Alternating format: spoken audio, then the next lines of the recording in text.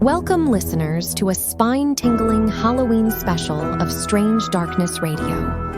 On this chilling episode, we're diving into the darkest corners of 3 of the most haunted houses in America.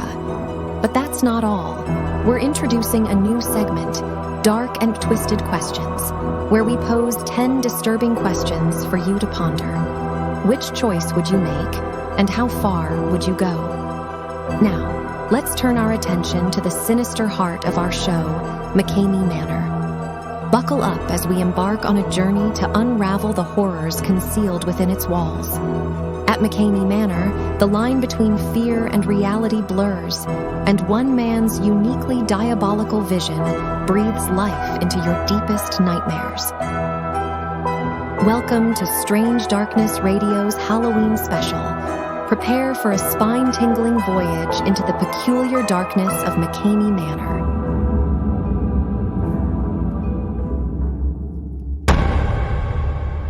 Welcome to this special Halloween episode of Strange Darkness Radio. On tonight's show, I'm joined by Carolyn Gray. I know she hates me saying her name. And Amy Tiedemann. I wanted to do it. Okay, I know. I'm sorry.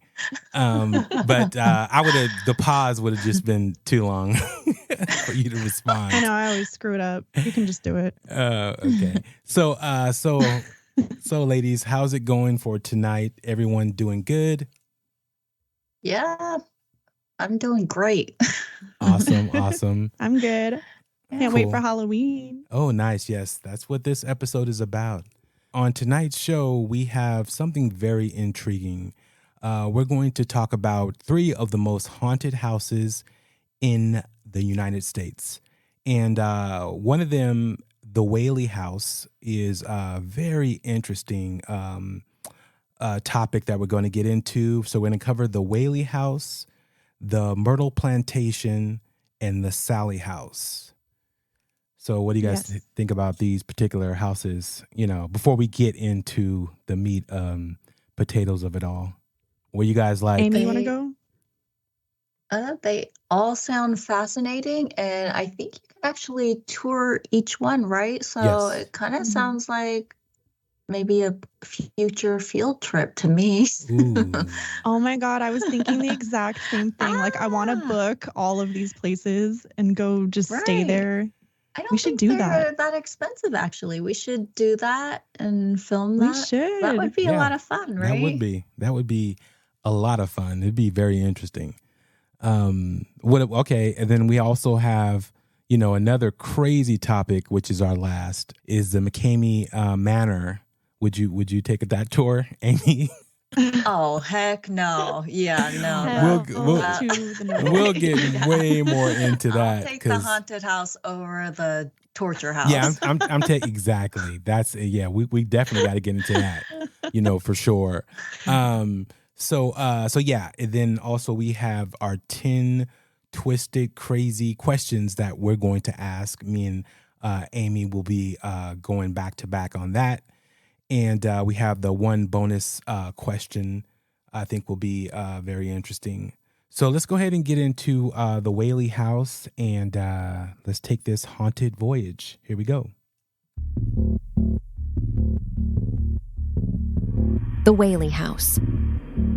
The Whaley House is located in San Diego, California, is renowned for its paranormal activity and rich history. Here's a detailed breakdown of the reported paranormal phenomena and some additional ghostly details. Yankee Jim Robinson. One of the most famous ghosts associated with the Whaley House is that of James Yankee Jim Robinson. He was hung on the property in 1852. Visitors and staff have reported hearing heavy footsteps that are attributed to Yankee Jim, as if he continues to roam the house in the afterlife. Thomas and Anna Whaley. Both Mr. and Mrs. Whaley are believed to haunt their former home. Apparitions of Thomas Whaley have been reported in various parts of the house, often in the form of a full-bodied apparition. Anna Whaley is said to be particularly active in the garden area. The Whaley children. The Whaley House is also believed to be haunted by the spirits of the Whaley children. Visitors have reported encountering the ghost of a young girl, likely one of the Whaley daughters. Some have described seeing a girl in a period dress or hearing the sound of a child's laughter. Family dog. Even the Whaley family's beloved pet, a dog, is believed to make ghostly appearances. Some visitors have claimed to see or hear a phantom dog within the house.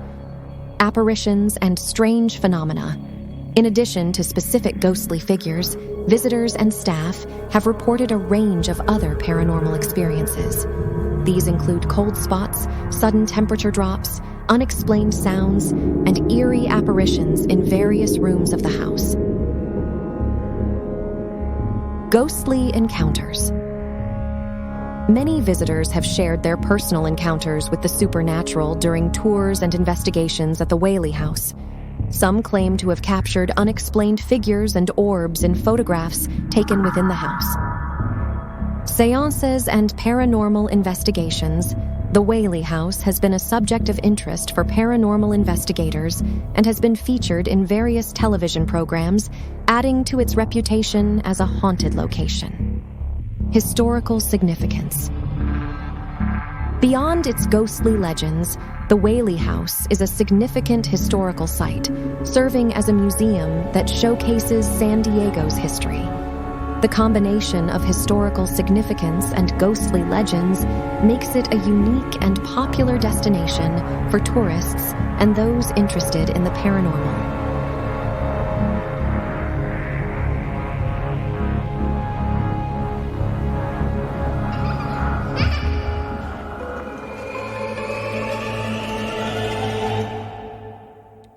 All right, so that's the Whaley House.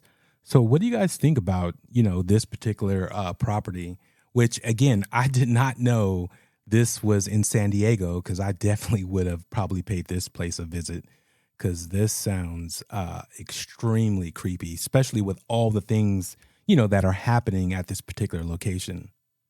At least the claims, anyways. When I first heard of the Whaley House, I thought they were talking about whales, like the animal, because it's in San Diego. Exactly. Or whatever. Yeah. But yeah, I guess it's named after the Whaley family. That probably makes more sense.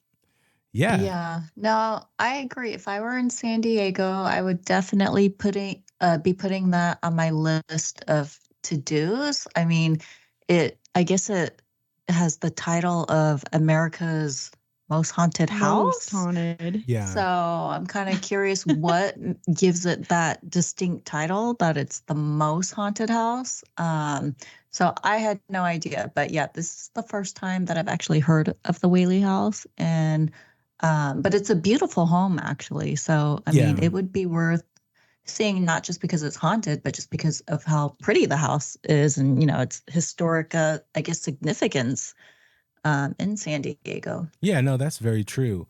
I've always heard of, houses being, built on whether it's burial lands, cemeteries, or, at least cemeteries. They say they moved the bodies, and sometimes you find out they didn't. Oh. But this one is actually built on the gallows, or where the courthouses were and people were hung. So I find that very interesting because, I imagine there's a lot of different locations because of houses being built, in these particular places, because from that time period, they had the public hangings and different things, and time moves on. Who knows where, where your house is actually located and being built on that particular ground, and wondering why your house is haunted. Right. You know what's interesting about that? I actually heard a story that, what was his name? Thomas Whaley was actually present at the hanging of Yankee Jim. And then he later bought the land where that happened, where those gallows, used to be. And they say that he regretted it. He built the house, but he regretted buying that land later. So he spent the rest of his life.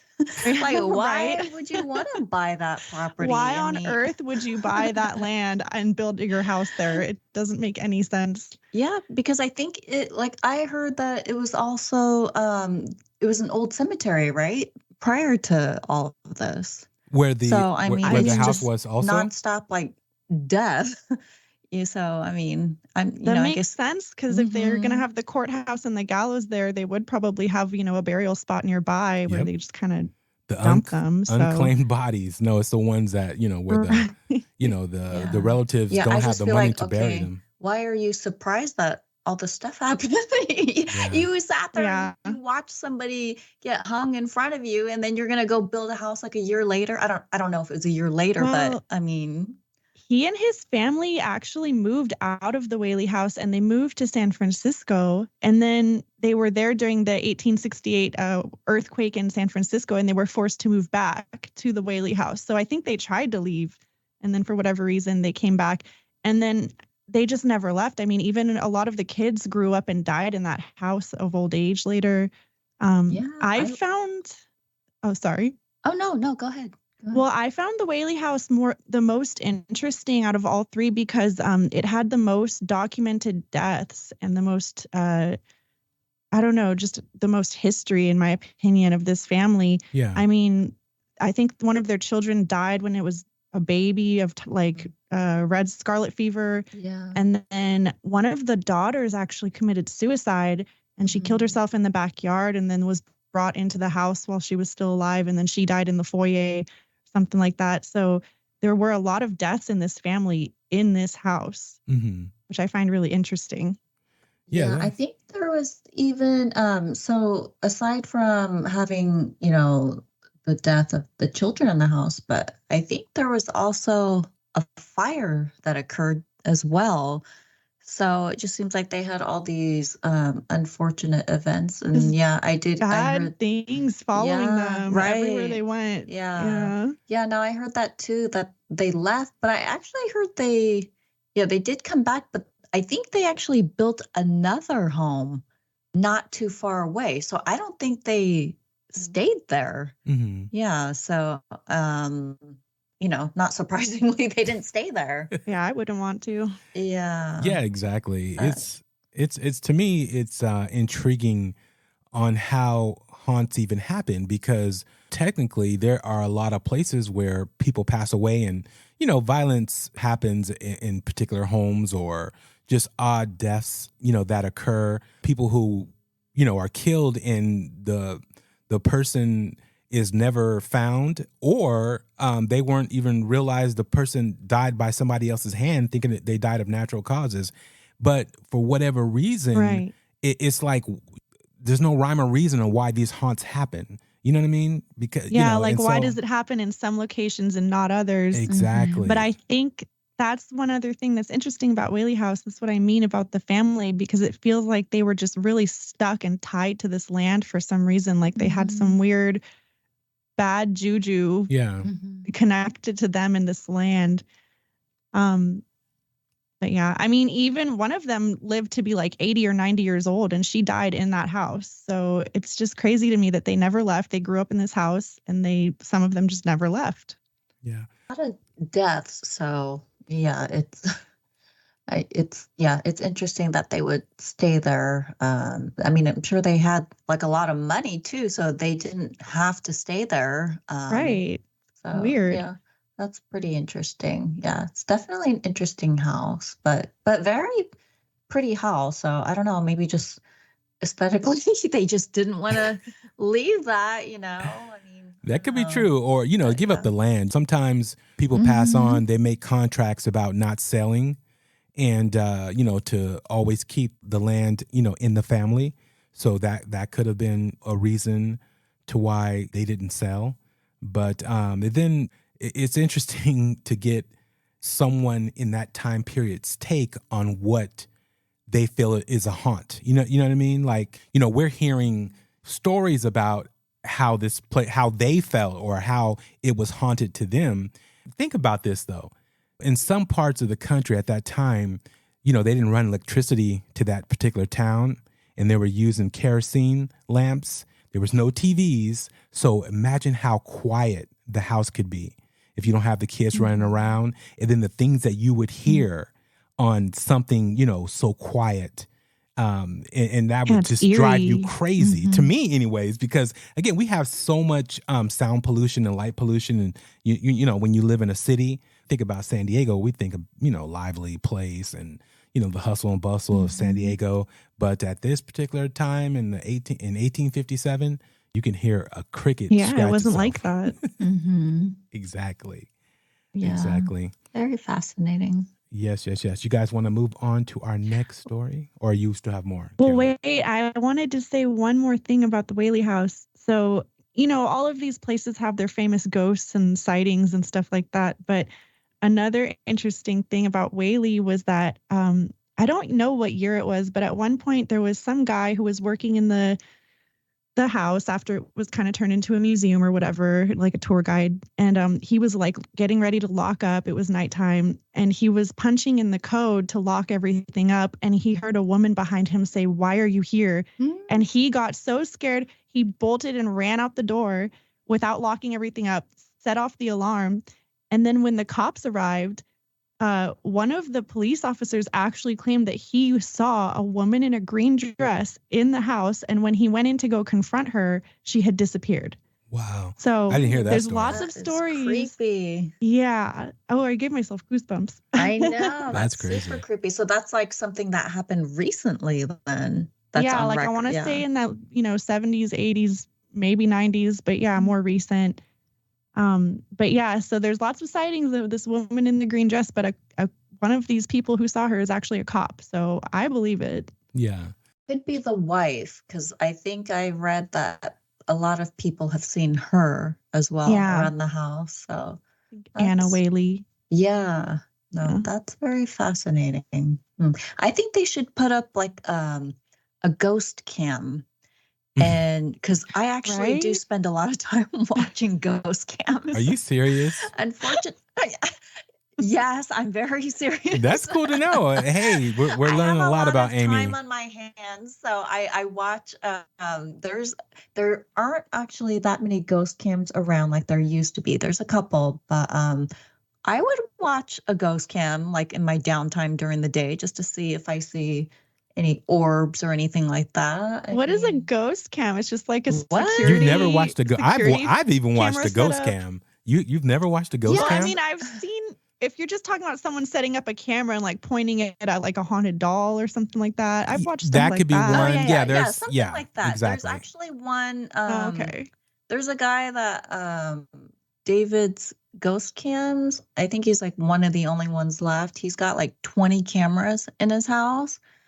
And I used to watch that all the time. And I swore, like I saw, it's not like live cameras, like they refresh like every 20 seconds or something. I wish they were live cameras, but I'm telling you, I caught some screenshots of faces and I sent them to him. Yeah, no, I saw clear faces, ghost faces in his house. So did he ever respond to that? What's that? Did he respond to you to?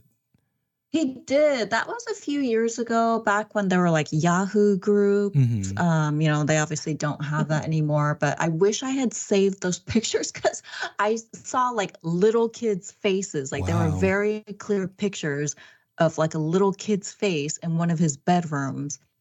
And I posted it to his group thing, but I didn't save the pictures. But so anyhow, I am totally into live cams of things like that. And that is a good idea. Why don't all these haunted, museums and houses, why don't they just set up cameras so we can all just tune in and there's see what's happening? Few, but not very many do that anymore, actually. I don't know why. I mean, but it could be the cost of the live feed or running power to it. But, the skeptics would say, well, they won't because they're not going to catch anything. Just, I gotta say that just for the record. They don't want to disprove their stories. Yeah. All the skeptics out there. But, you can watch something, you can have an experience with something. Things don't happen all the time. For whatever reason, sometimes it just has to be the right moment. Whether it's, the energy in the room, the person that it happens to, or the elements on the other side that we have no clue about on how, these situations, happen. So, but yeah. Totally. Yep, exactly. Oh, and FYI, Carolyn, Amy, back in her youth, messed around with a Ouija board. I just want you to know that. And at some point, we'll talk you were about gonna that. bring that up. Like, why is that so shocking? I think a lot of people in our generation played with Ouija boards. No, I did not. I have a Ouija board. My uncle bought me a Ouija board when we started Recently? this podcast. Are you serious? What in the world? I'm dead ass. Wow. At your house right now, you have one? I have it right here, and I want to use it, but I'm also scared. Wait, the next episode, if we do another group episode, so we need to have Carolyn do a live Ouija session. By myself. Yes. She says here virtually. She says by herself. That is funny. No, you might have company. Put your fingers on it with me. You might have company. That's what you fail to realize. Open some doors. You better have Silver Rain on this episode or somebody. No, you have to play with it. To be able to close that portal. But yeah, maybe next time. I did briefly play with the Ouija board when I was younger.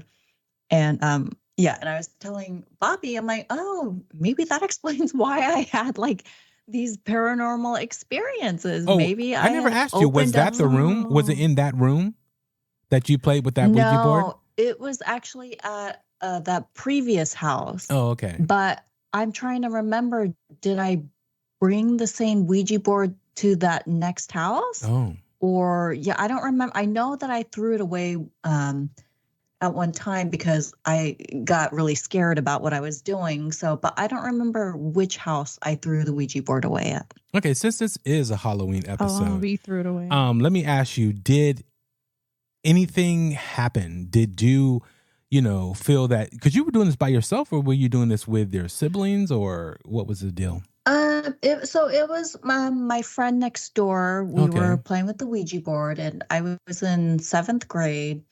And it was, it was just asking silly questions about, boys and, my ex-boyfriend. Oh, who does he have a crush on now?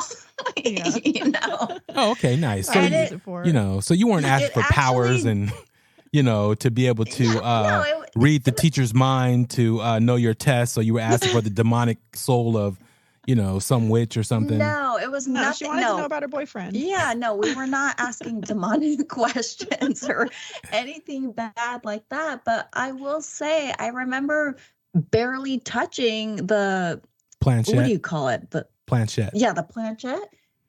And it would move though. And I'm like, okay, is this like in our head or what? Because I'm barely touching it. Yeah. And it spilled out like a very specific name of who my ex-boyfriend had a crush on. Oh. And it was, some girl in my class. So, I mean, I guess you cursed her. Just been like, did you curse her? Once that name appeared, did you? Yeah, then I did like some spells, like witchcraft spells. No, I'm just asking. Did you, say, can you please curse this girl so she won't like my boyfriend or steal him from me? I mean, I'm not gonna lie. Back in the day, I wanted to be a witch as well as a vampire. Oh, okay. So can I catch up? Have you kept up, at all with that situation to see if she actually is still alive? Right. I'm just checking. Oh my gosh, no. And I don't want to find out, because what if something bad happened to her? I would blame myself. What if she's the one that's been haunting you, throughout trials and tribulations when you've had paranormal experiences? You never know. Because when she went to the other side, she found out it was you that cursed her. I didn't wish like death or anything like that. I don't think I'm wishing right now. I'm just asking questions. I'm just asking questions. I don't think it's her, but I don't. That's interesting. I think I just wish the normal things that 7th graders wish for, like, she trips and falls in the middle of the hallway. Oh, okay. Hair falls out. Embarrassing. Yeah. Toothless. Nothing crazy. Okay, that's not too bad. Your witchy powers weren't in full bloom at that particular time, so. All right. Not yet, no. Okay, let's move on to the... That's hilarious. Let's move on to the Myrtle Plantation. Here we go.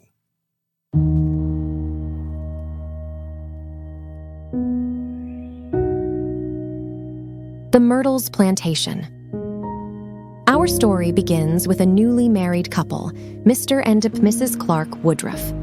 Mr. Woodruff was a prestigious judge and owned numerous slaves, as was the norm at the time. One of his house slaves went by the name of Chloe, who for many years fell victim to Woodruff's cruelty. Chloe tried to protect herself from the abuse by listening in to the Woodruff's conversations and modifying her behavior. One day, after being caught eavesdropping, Woodruff had Chloe's ears cut off, forcing her to carry the shame and disfigurement the rest of her life.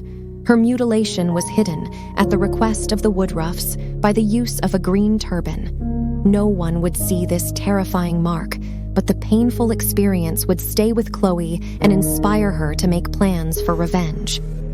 On the 9th birthday of the Woodruff's daughter, Chloe placed poisonous oleander leaves into the cake.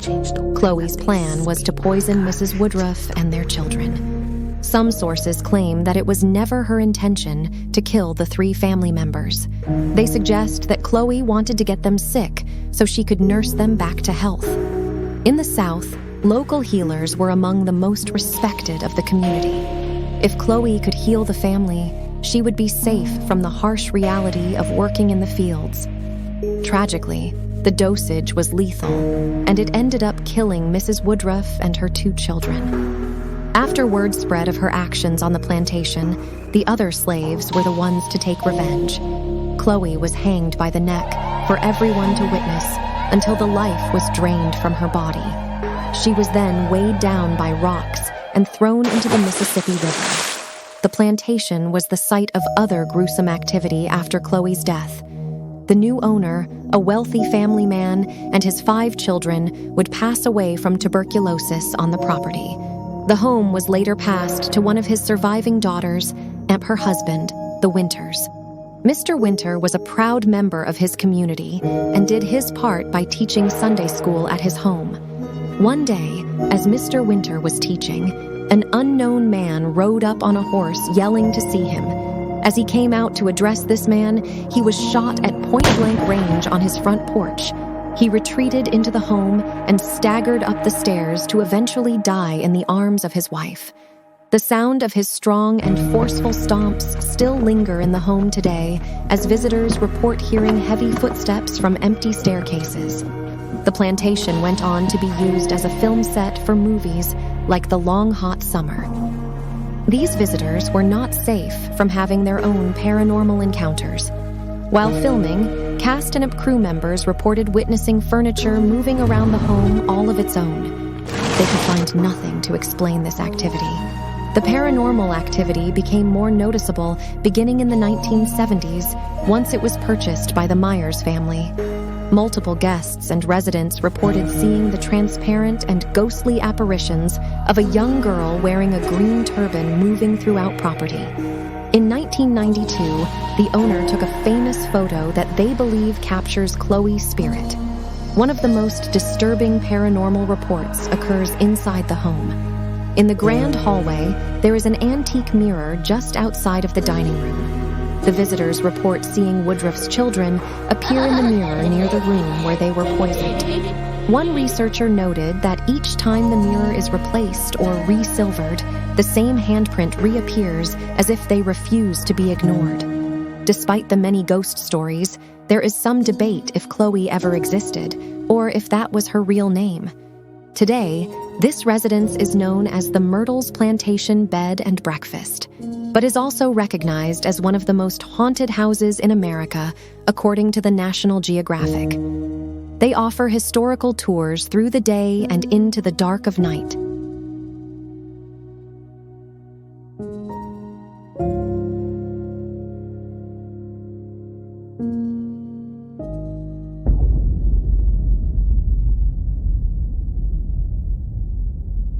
That sounds wild.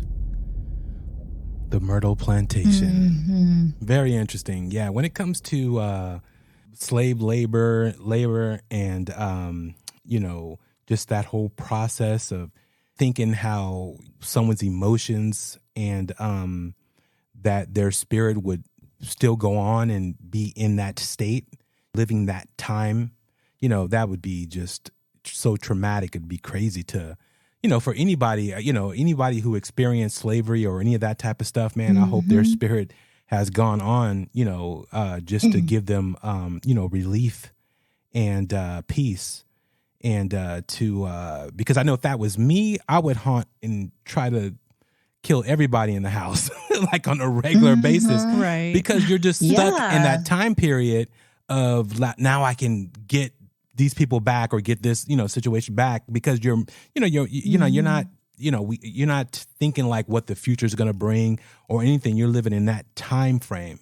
So, that's always interesting to me. And again, it goes into the question that I asked before, how just some hauntings can take place for certain and other reasons, because again, this is not the only place, that things like this has happened, on plantations or in particular, houses, especially in the South. I think there would be a lot of hauntings. Like you couldn't put a house in certain places. Bad energy. Yeah, exactly.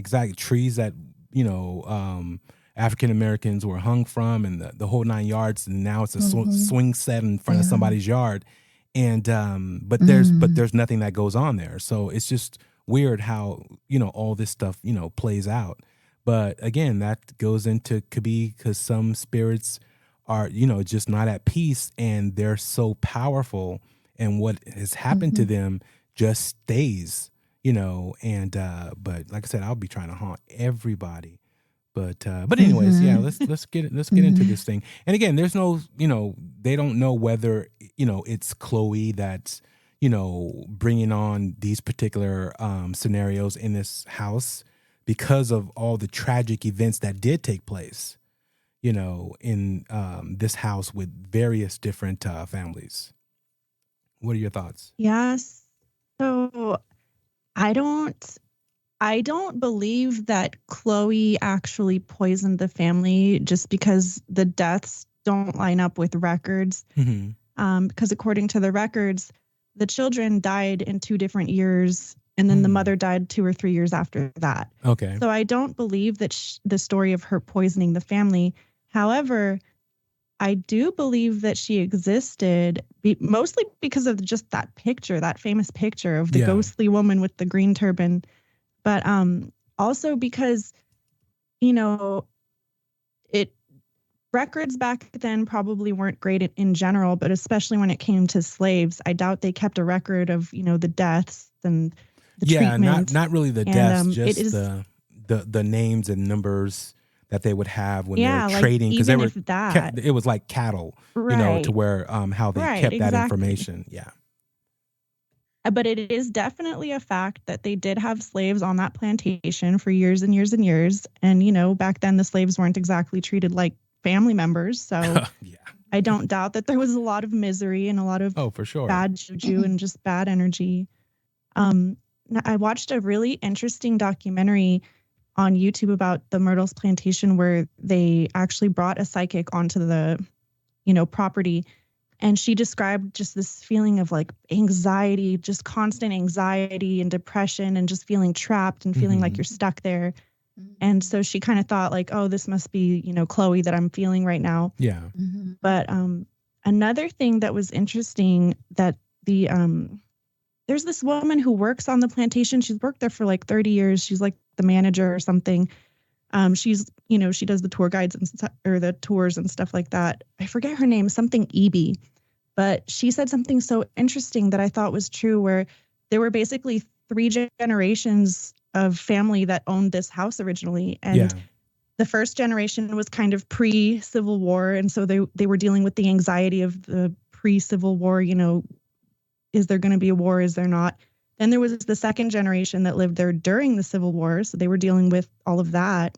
And then there was the third generation that came after the Civil War. So it's like this property just has bad juju, just bad, anxious energy all about, all around, Yeah, I've actually never seen that picture. So now I'm going to have to Google it. But I will say if, Chloe was a real person and, the stories about her are true, then I would not be surprised if she were the one haunting this house. I mean, what a horrible life. I mean, it sounds like she was forced to be his mistress, having one of your ears cut off. Oh my gosh. Yeah. So, I mean, like you said, Bobby, if that were me, I would come back and bring misery to that house. So yeah, no, that's very sad if that's true. And I'm sure, even not just with her, but there were a lot of stories, very similar to that. So very disturbing to hear about. Yeah. Yeah. And even the way the kids passed away, even if it was in different years, but them being so young. Mm-hmm. And so, who's to say that those kids aren't running, through that house? And, because again, it's that whole thing to where sometimes, I always think like the people who pass away in their sleep, or they know they're not feeling well, but, especially back at that time, no one's telling you the truth. Like, you're not going to make it. And they're not even sure. I mean, Right. Right. just based upon the technology that they had at the time. And then you fall asleep thinking you're asleep, but then you wake up and it's like, you're not in your body, because you always hear those out of body experiences and people who've had those, to where they pass away and then they end up coming back to their body for whatever reason. They're given another chance and they're able to come back, but they say they look down or they're in the room, with their body. And, you're just not sure of like what happened. It's like, What's going on? Yeah. Am I dead? Am I alive? Like what's going on? And, some people just, I guess, don't leave. And then the whole thing, especially kids, because they must be especially confused, right? Oh, and for sure. And they didn't have a chance to even live their life. Exactly. So they don't know what's going on. Mm-hmm. Exactly. Yeah. And but even the mirror, especially mirrors at that time, because I think they used to use like lead or something, with the mirror. They don't use that technology to make mirrors anymore. But that's why you see like on some of the older mirrors, you'll see like a black lines or smokiness to them, because I guess there was lead in the backing or something like that. And but yeah, because I'm a whole big guy on the whole mirror thing, as far as trapping spirits or entities jumping Energy. from mirror to mirror. Yeah, exactly. Because yeah, but yeah, so yeah, that's really interesting. So would you go to this plantation and spend the night? Dude, heck yes. This place looks so cool. It's a huge property and they have all these really nice rooms that you can stay in, like in the actual house. Yeah. I want to go for sure. But you ain't. Yeah, I would love to visit that place, but I mean, you if wouldn't I stayed the night, somebody has to stay in the room with me. I would be by myself in that house. Yeah, it's so funny. Creepy. I again, have I actually been south where it's like Georgia and all the places? Yeah, I been in Atlanta, Georgia. But yeah, I don't know if I would, because I wouldn't want to be woken up in the middle of the night, which I probably wouldn't sleep, and saying, "You best run. They coming for you." You know what I'm saying? Like some old slave thinking like, "What are you doing? Master, you're not supposed to be in this house." And I was like, "Oh shit. Right. Like, I'm out." Why are you voluntarily staying in this Exactly. house? No, because there are, I'm not sure of this plantation, but I know there are slave quarters that people actually spend the night in. They actually took it was an Airbnb and made it into, or they took a plantation in a slave's quarter and turned it into an Airbnb as an added space to the main mansion when they were overbooked, or people who wanted that experience. But most were not aware that it was a slave quarters that they were in. And so they were having all kind of paranormal things happen, and didn't know really what was going on. And some were there for the experience, but some weren't really. And then also the ones that were, kind of scared, they're like, okay, well, how about I stay in this particular area, not the main house where all this particular stuff tends to happen, but yet they didn't know they were actually staying in a slave quarters. Didn't Stephanie Strange talk about that on that one episode with her? Didn't she go there? Oh yeah, Carolyn's And she listening kind of to the described it. podcast. I love Yeah, that. I listened to some episodes. Yeah, she did mention. Yeah, because she went with her. She was describing that she was having like she felt anxiety, I believe, and was having different feelings because she's an empath and a psychic from that area. But I don't think she spent the night in there. But yeah. But she did like an investigation there, right? Yes. Yep. I thought that was interesting.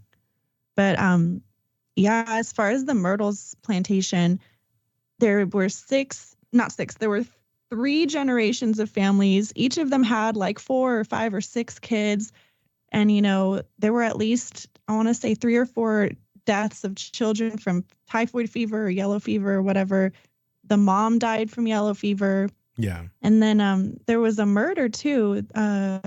I can't remember who it was. I think it was Clark Williams was shot on the front porch because of a gambling debt or something like that. And then besides that, there's all the deaths of the slaves that probably were never recorded. So there's been tons of deaths on that property. Some of them, I'm sure, violent. Yeah, exactly. So I don't doubt that there's, energy out there, and I'd love to go visit. No, yeah, me too. I would like to go and visit and just, see, just feel the area, just see what the experience would be like. It's definitely a place, that I'm adding to my bucket list, because it'd just be very interesting to, to be in that area. What about you, Amy? We should all do a ghost tour, and we should all just go book these haunted locations all across the country and go stay there. I would love to do that. Yeah, no, that would be awesome. Do our own investigation. We got to add that into next year's right? Itinerary. Exact itinerary. Pencil it in. Podcast stories, remote. We broadcasting remote from such and such location. That would be awesome. Yeah. Because I'm now in doing the show, I'm a big believer, which I always really was, in EVPs and all that stuff, as far as when something wants to communicate and talk, and because you hear other EVPs, and then you're like trying to make out, well, how did they get it? Was there another sound? Like, just I have like a million questions, right? But when the EVPs that we've had and the way that I've received those EVPs, it really was creepy, and it was like unexplainable, hands down. So yeah. Right. Yeah. And imagine what we could capture on an actual haunted location, Bobby. Exactly. No, that's true. That is very true. All right, let's go ahead and get into. Oh, one more thing about Myrtles. Sorry. Yep, no worries. You're good. Sorry. Supposedly, it was built on an ancient Indian burial ground, a Tunica Indian burial ground. That's some more bad juju for you. Yeah, I heard that too. That is I think I heard that people have seen the ghost of a Native American woman too. So really, that may be very accurate. Yep. Mm-hmm.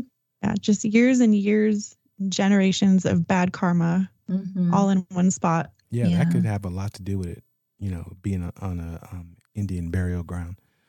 So yeah, I'm 3% Blackfoot. So, anyways, are you really? Yep, I have. My mom would always say it and everything, right? But no, Ancestry.com, it works. That's so cool. So you didn't even have to give your DNA? You just looked on Ancestry? No, I have to. I had to do a DNA. Oh. Just to prove who he is. You have to. Some imposter.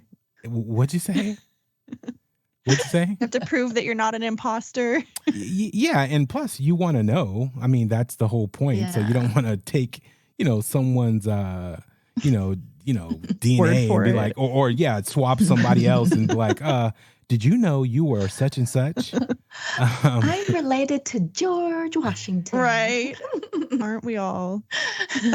Exactly. But, I want to do one of those, but you should. I don't want the government to have my. Come on. Are you really going to go the conspiracy theory route? I'm paranoid.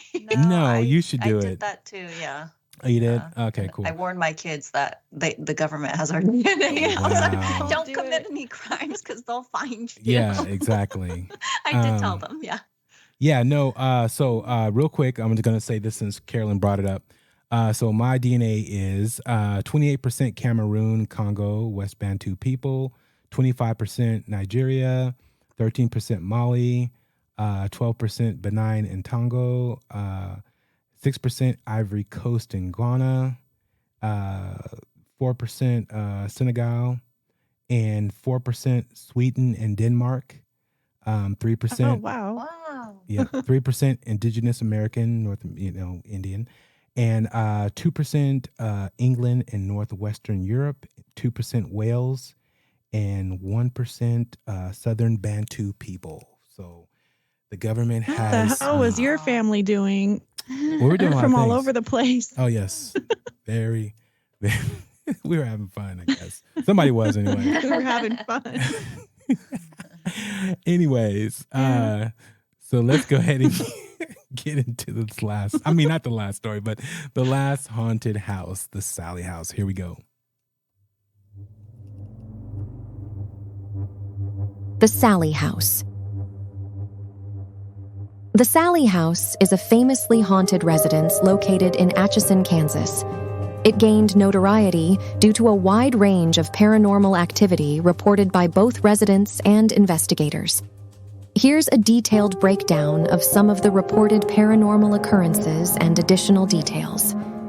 The presence of Sallie. The house is named after the spirit of a young girl named Sallie. It's believed that she passed away in the house in the early 1900s, possibly due to appendicitis. Many people claim to have seen the apparition of Sallie, described as a young girl in a pinafore dress, often appearing near the staircase or in various rooms. Electromagnetic interference. Visitors and paranormal investigators have experienced strange electromagnetic interference in the house, which can affect electronic devices. Lights may flicker, and batteries tend to drain quickly. Apparitions and shadow figures. Beyond Sallie, other apparitions and shadow figures have been reported by those who have visited the house. These entities are often seen moving throughout the building, especially at night. Unexplained sounds. Witnesses frequently describe hearing unexplained sounds like footsteps, whispers, laughter, and even cries. These sounds are often heard when there's no apparent source. Physical manifestations. Some visitors have reported physical manifestations of paranormal activity, including being scratched, pushed, or experiencing sudden temperature drops. Poltergeist. Activity. The Sallie House is notorious for poltergeist activity, which includes objects moving on their own, doors slamming shut, and even furniture rearranging. Animal reactions. Pets brought into the house have been known to react strangely, barking, growling, or acting agitated when there doesn't seem to be any obvious reason for their behavior. Psychic and medium experiences. Psychics and mediums who have visited the house claim to have made contact with spirits, including Sallie, and have provided insights into the haunting. Historical research.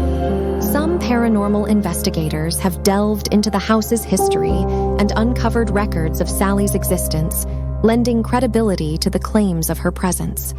The Sallie House has been the subject of numerous paranormal investigations, documentaries, and television shows, making it one of the most famous haunted houses in the United States. However, skeptics argue that some of the phenomena could be explained by natural causes or psychological factors. Regardless, the stories and experiences associated with the Sallie House continue to captivate those interested in the paranormal.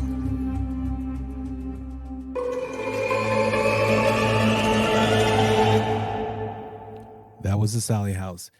It's very interesting to me about this particular location. I know, Carolyn, you were saying earlier that there's not a lot of historical facts about it, But at least, when from the earlier settlers or the people who actually built the house of what happened and the name of the child, the family that lived there, Deborah Pickman wrote a book about it.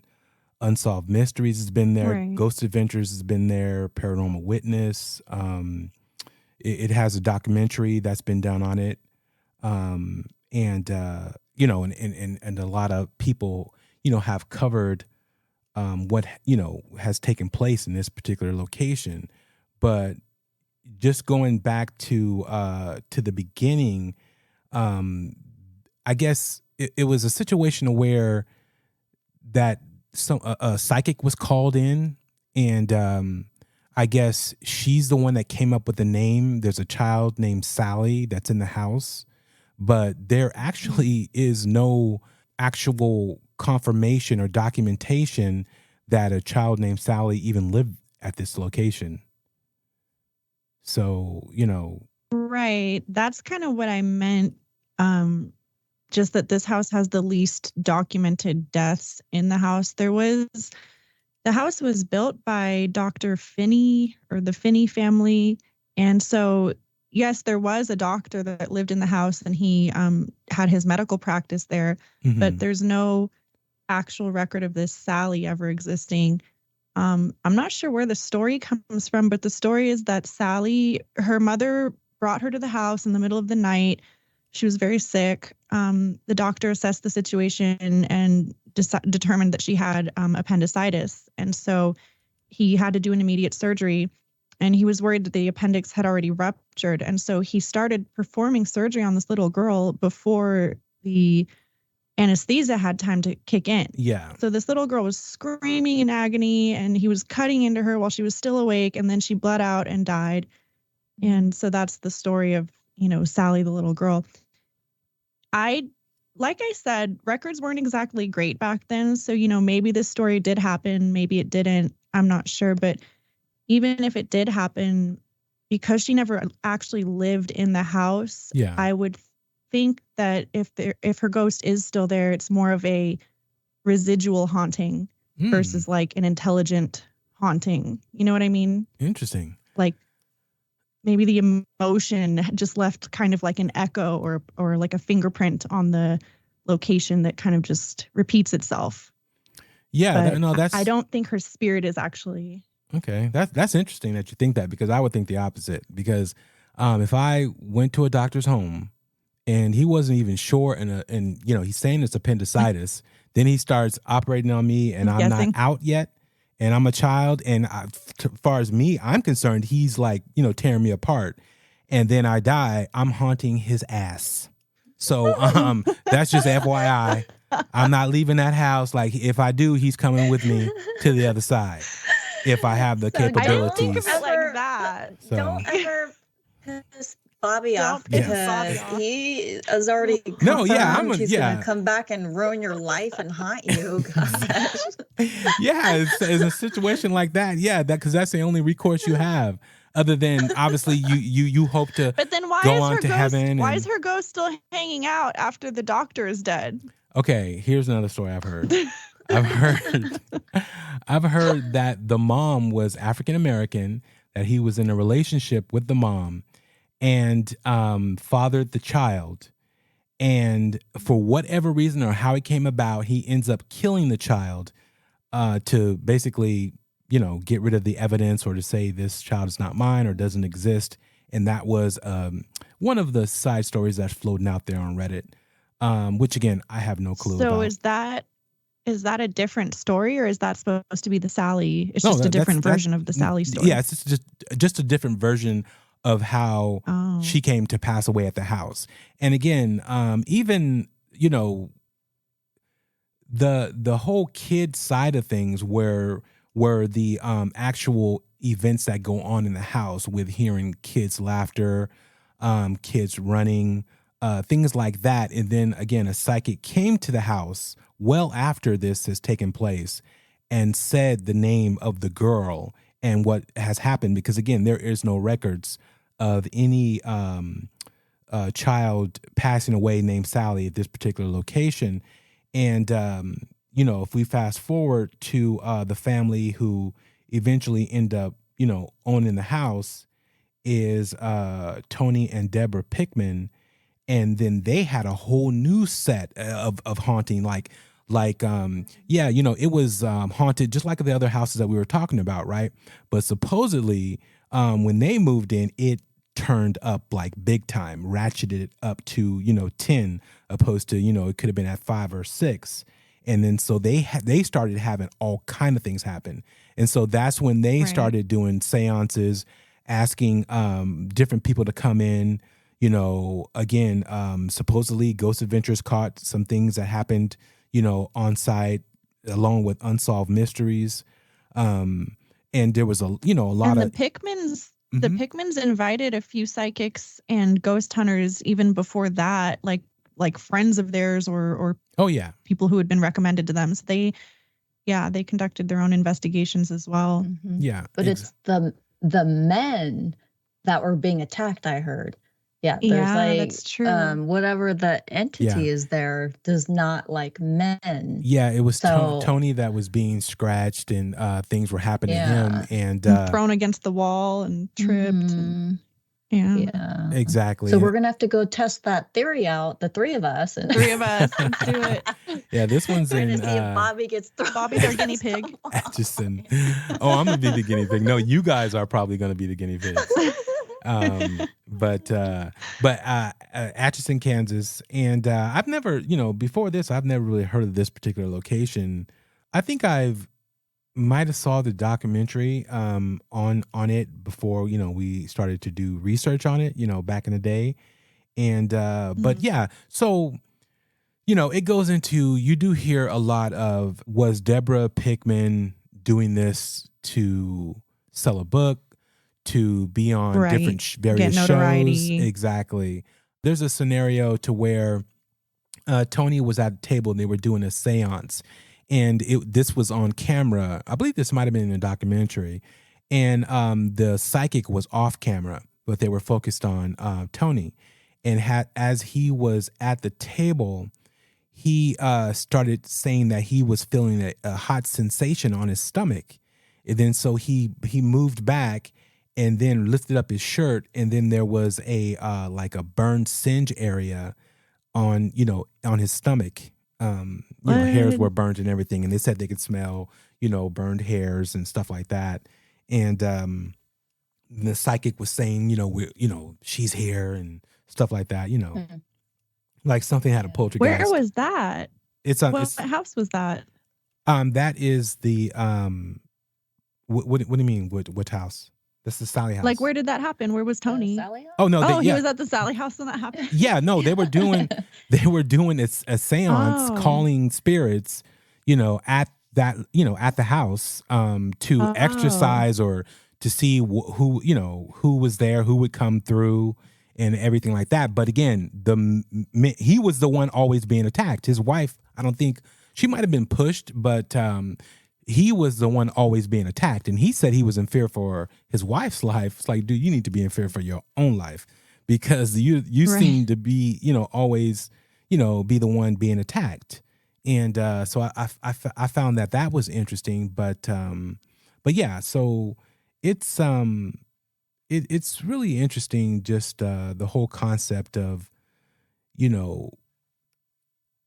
how your mind works. If you believe something so much, can you manifest things happening to you? Scratches. He would have scratches all over his back, and they were like really deep scratches. So it wasn't like it was something that he could, people, they say you can fake a scratch by just scratching yourself. Eventually it'll have whelps later to where it's like, oh, look, I was scratched. No, these were deep to where it drew like blood.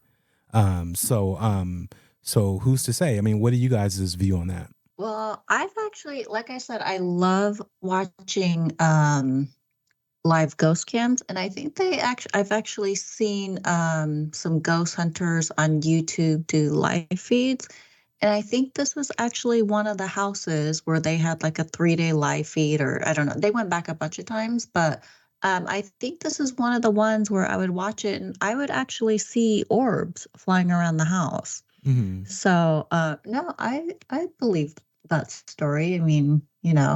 Just looking at it is like super creepy anyway. I wouldn't be Yeah. surprised if there was It like is a something creepy going. house. Yeah, it's not a pretty house. Yeah. It looks all run down and creepy from the outside. Yeah. I think it's only like, I don't know, whatever side I was on, if that was recent or not, but it's only like $100 a night to stay there. That's it? So, Okay. Oh, wow. Add it to the list. yeah. We're Yeah, going. that's pretty cheap. I don't know. You might be sleeping next to a homeless person. No, I'm just. But yeah, so it's interesting. I definitely tell you guys to check out, Deborah Pickman's book, The Sallie House Haunting: A True Story. If you were living in utter hell and you're trying to, tell people like this is happening to you, you're bringing all these people in to see what's going on.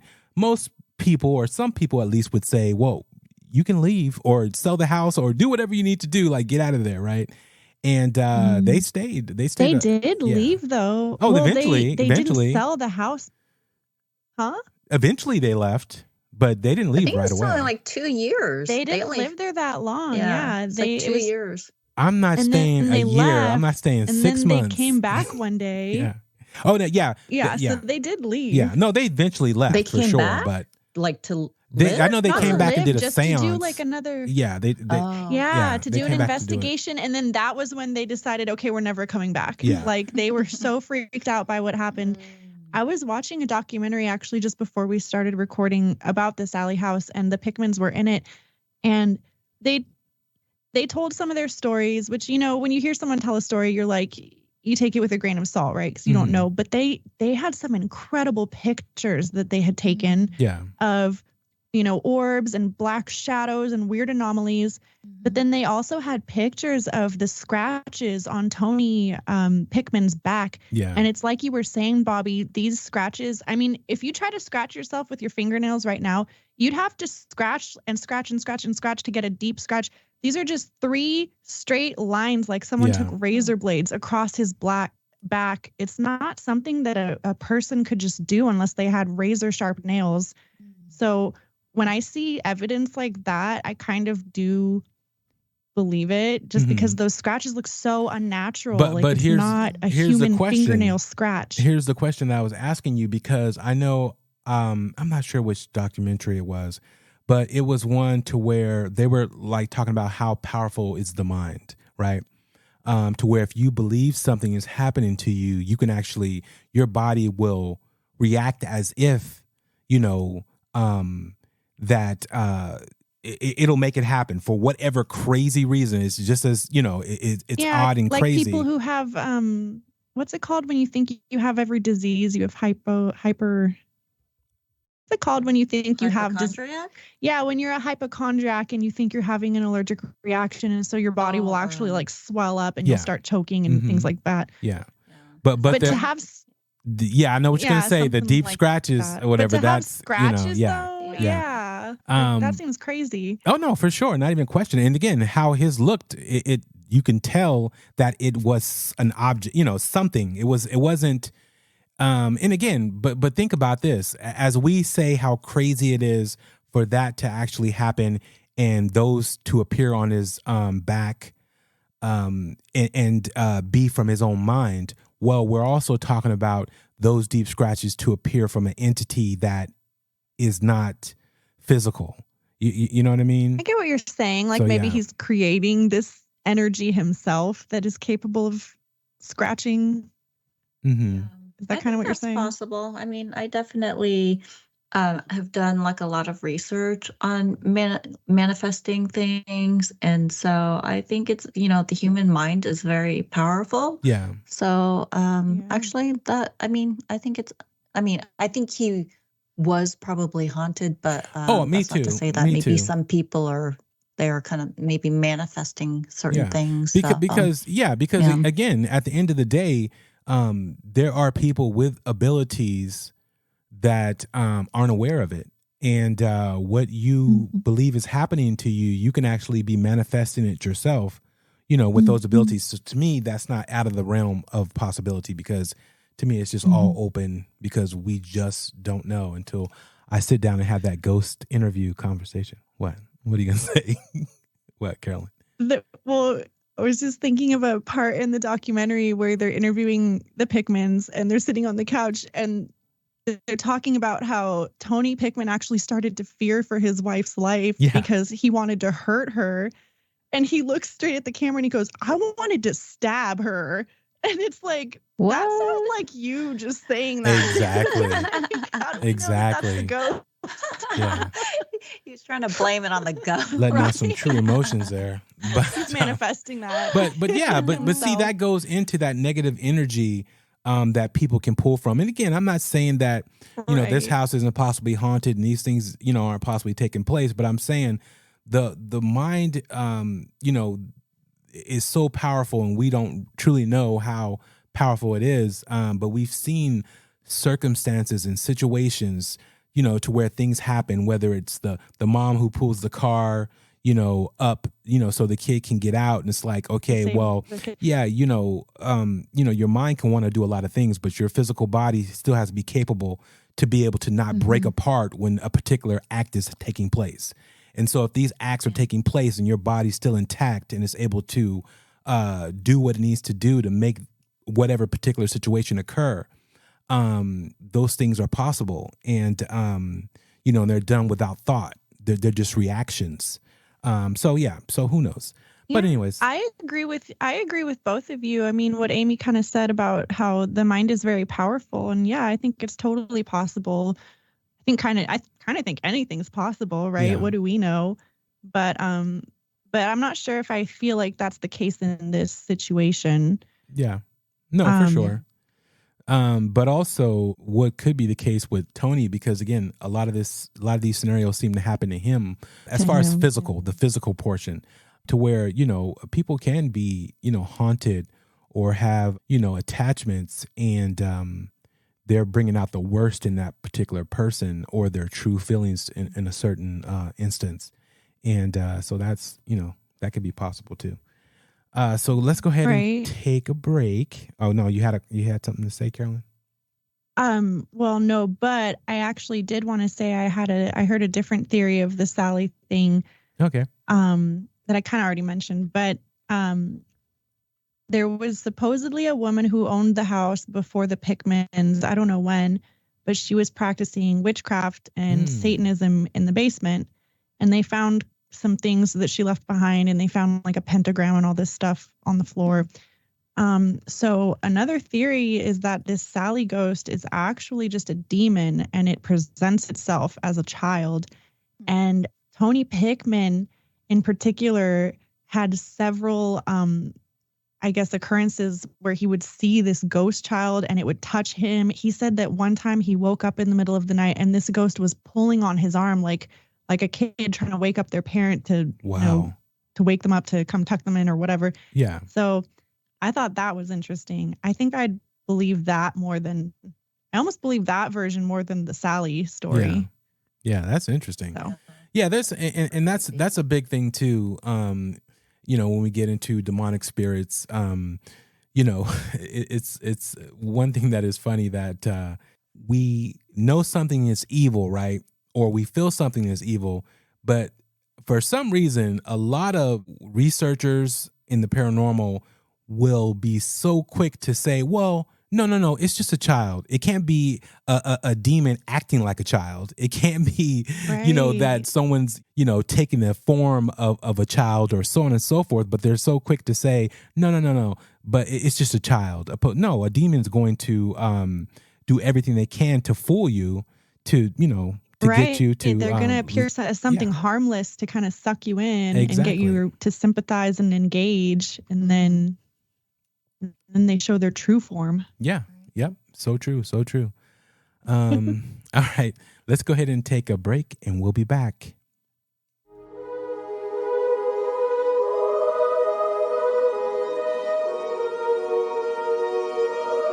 Thank you for tuning in to the spine-tingling Halloween episode of Strange Darkness Radio. If you're enjoying the eerie tales and mysterious happenings, don't forget to subscribe on iTunes or Spotify, wherever you prefer to listen to your podcasts. Connect with us on Instagram for more chilling content, And if you've got a bone-chilling story or a paranormal encounter to share, reach out to us at 916-741-3032 or drop us an email at strangedarknessradio@gmail.com. Now, back to the show.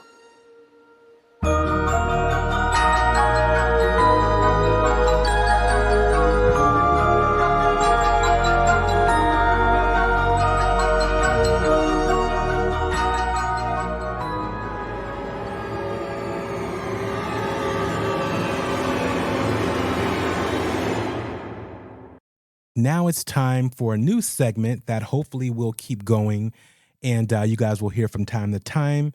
It's called our Dark and Twisted Questions. So let's get into that. Disclaimer. This podcast explores dark and twisted questions, delving into unsettling topics and thought-provoking scenarios. Listener discretion is advised. This segment is intended for mature audiences. Welcome, listeners, to the mysterious realm of Strange Darkness Radio's Dark Twisted Questions segment.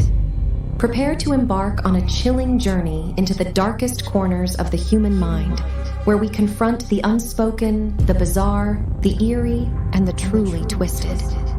Are you ready to delve into these unsettling questions, to gain a glimpse into the deepest recesses of your own psyche? Join us, play along, and ask yourselves, how would you answer these mind-bending conundrums? Brace yourselves for a harrowing mind trip as we traverse the treacherous path of our twisted, creepy questions segment. Let's begin.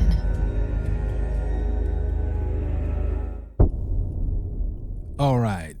So here we go. Let's get into this. And audience, we want you guys to play along, and ask these questions or answer the questions, or do it with a loved one, a friend, or someone near and dear to your heart, and see what their answers will be. So I'm going to go ahead and start with my question. Amy, unless you want to go first. No, you go ahead. Okay, here we go. So, have you ever had a dream about killing someone? That's a good one. That's such a good one. Who wants to go first? I have, but there's never any blood in my dreams. They're not gory. And whenever I have to kill someone in a dream, it's usually like a burglar has broken into my house and they're threatening my family. Yeah. Or something like that. So I've never had a dream where I was like angry and actually I did though. I had a dream. This was recent too. I had a dream that I accidentally like bonked this guy on the head with like a door as I was opening the door. Okay. And I killed him by accident. And I started panicking and I went and I buried his body in the backyard. Oh my gosh. It Wait. was a terrible dream. Wow. And did you also use acid based on your response to the last set of questions? No, I told you that's my method. I just bury people. If Wow. I was to ever do that. Wow, that is too funny. That's too funny. That was a terrible dream. How about you? All right, you guys go. I will say, yes, I have had dreams that I've killed people, but same thing. It's self-defense. It's not me just trying to murder people. Yeah.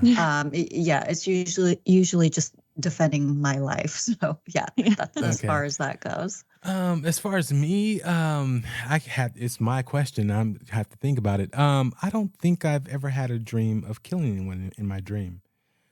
I'm always doing, I know I've been in a war, scenario in my dream, but we were, still in this particular vehicle, and then we were getting out. It was like men and women, and we were getting out.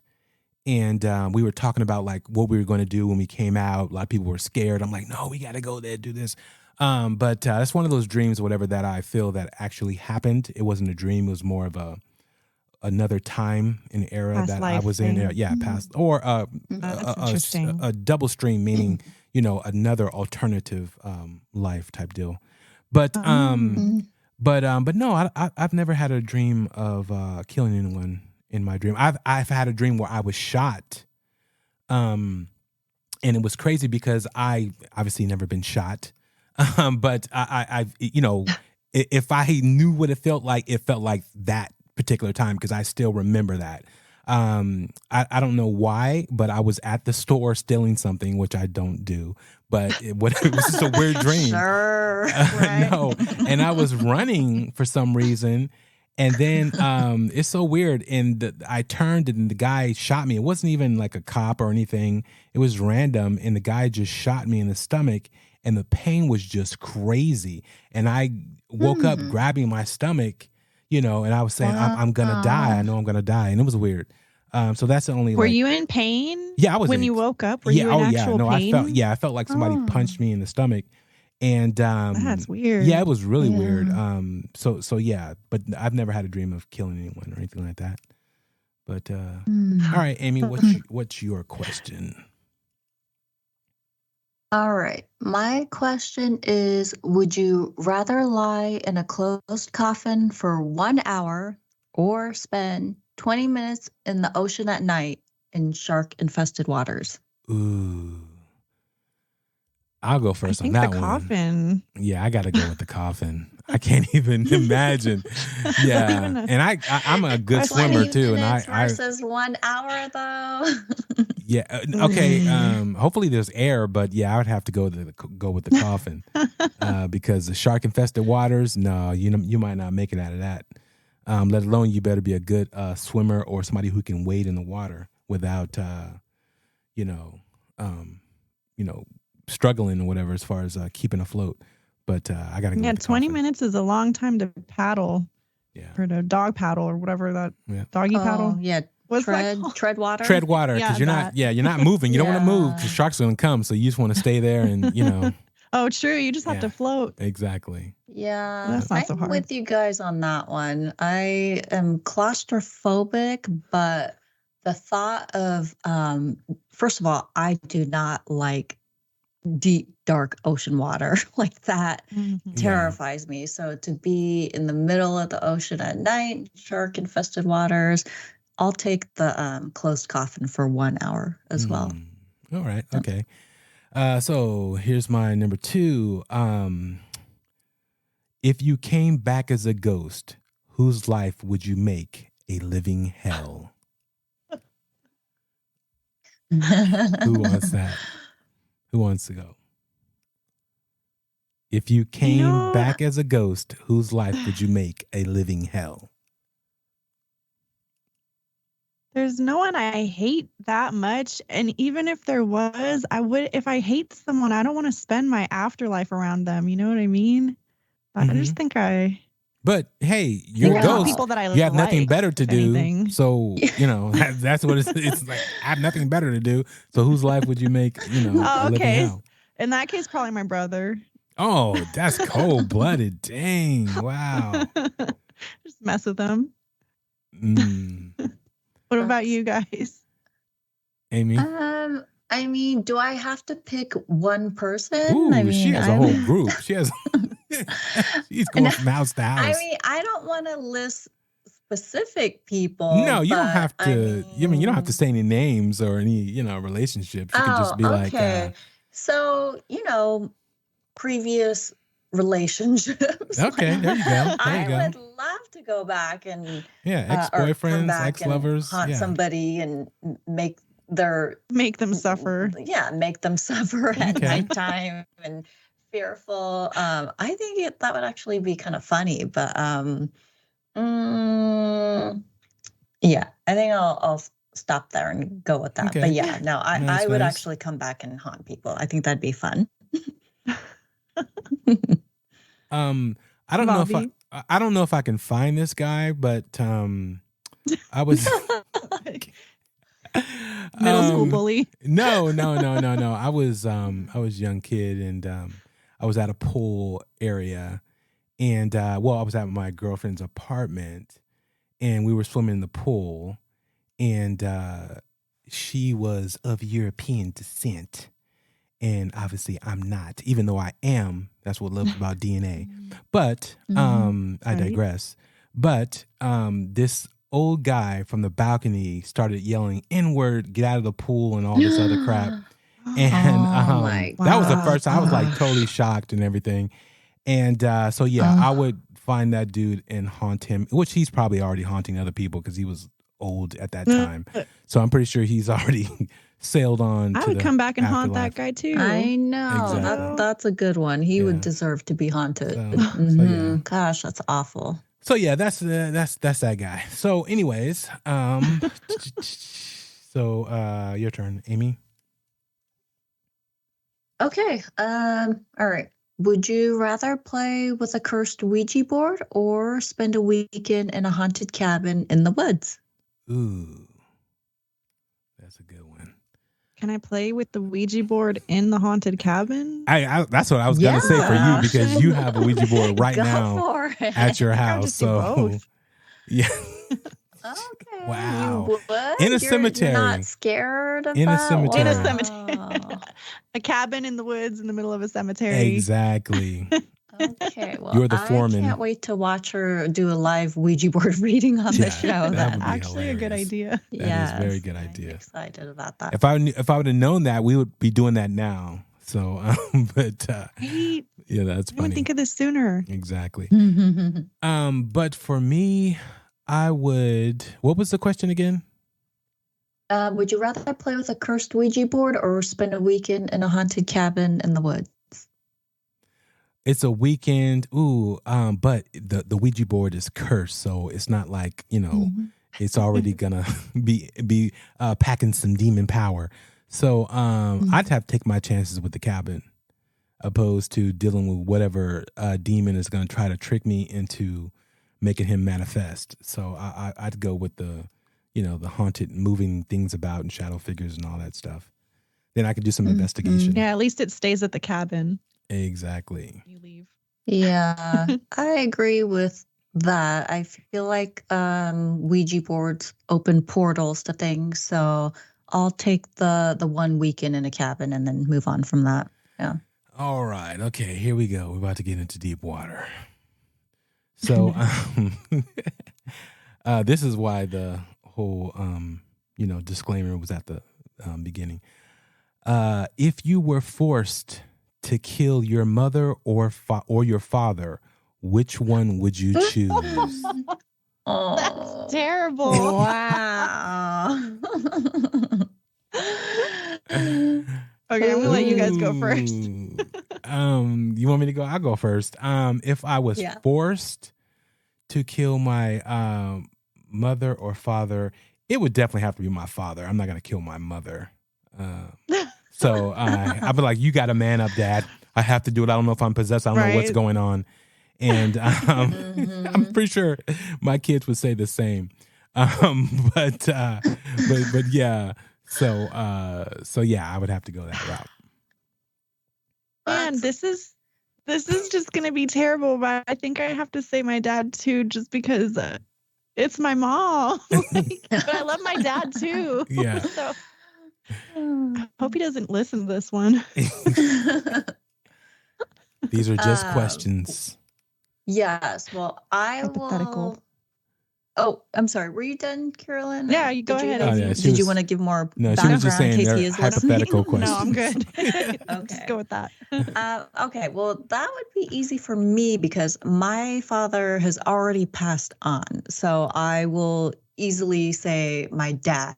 But I guess if he hadn't passed on, I think I'd pick him too, actually.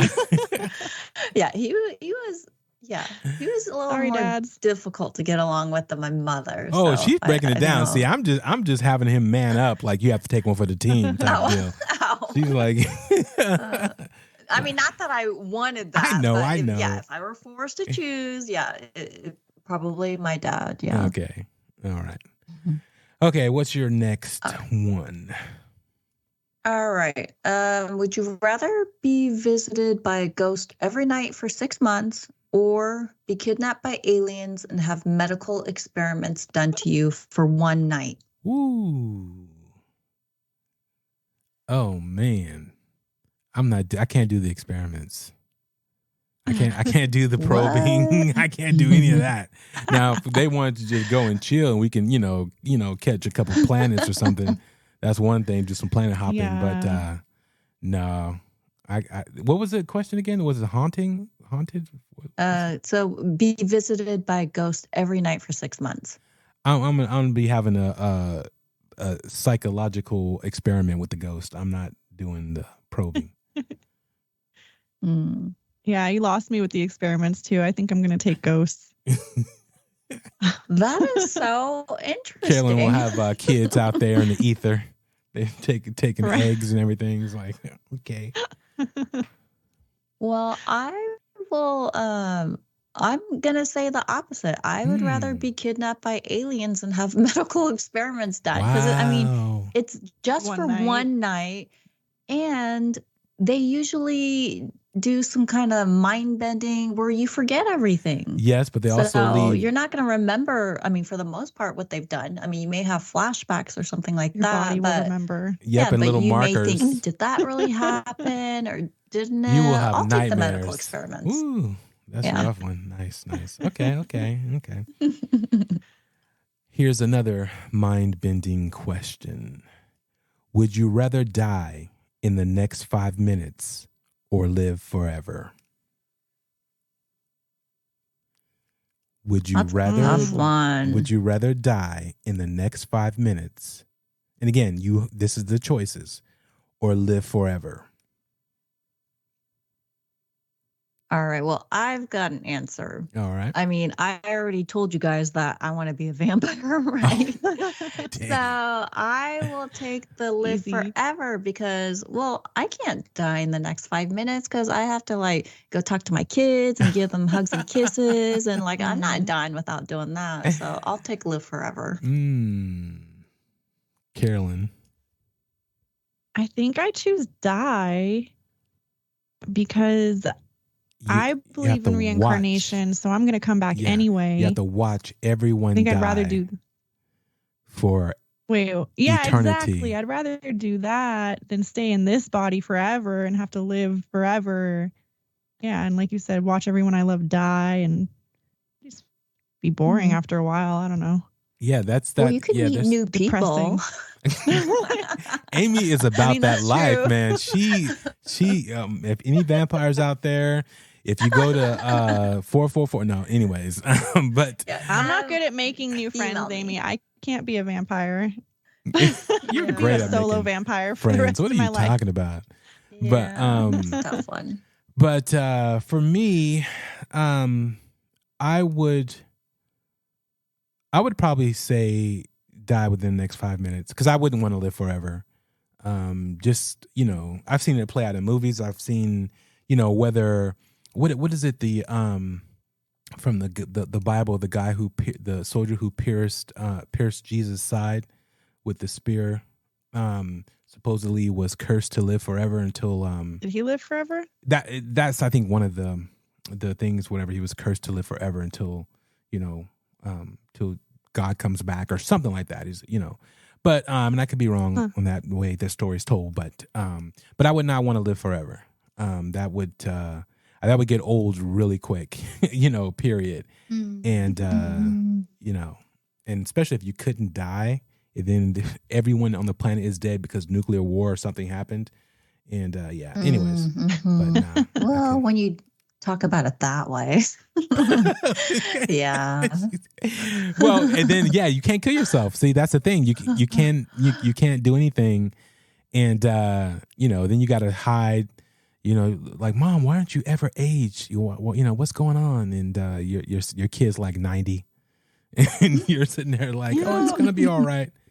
But yeah, I've always wondered about vampires. Like, if the Earth exploded, what would happen? Would they just be floating in space forever? Now, and they would just never die. Are you talking about if there really existed, or what are you saying here? Yeah, I've wondered that about vampires. I would say, if the world exploded and everyone else died, or the sun exploded, or whatever, they would die. I would say only because, for one, whether there's wood, whether it's whatever, they're being hit by all this stuff, and you can supposedly stake a vampire. And again, we're talking obviously hypotheticals here. You're gonna stake a vampire, so a tree limb is gonna fly through a couple of them, and then Something's gonna stake them. fire, and then Explosion. the sun itself, the light, the flash from whatever, probably wipe them out. So. And plus, they wouldn't have any blood to drink in The space, only thing that's so they'd floating in eventually just space, starve. yeah, the only thing that's floating in space will be roaches. Just FYI. They live forever. Exactly. Those things never die. Okay, Amy, your turn. All right. Would you rather have sex with a corpse for 20 seconds or chew the crusty big toes off a corpse and swallow them? Oh my damn! This is terrible. Ooh, I'm glad I put that parental. Whoa, that's wild. Dang.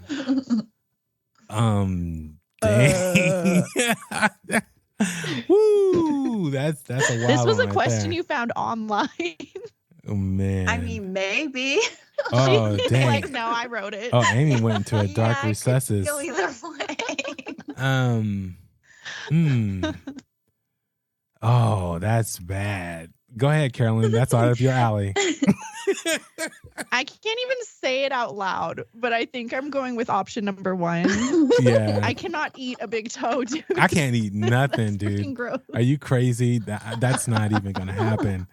I'd have to close my eyes and go with number 1, and find a Rite Aid. Amy? I'd have to find a Rite Aid.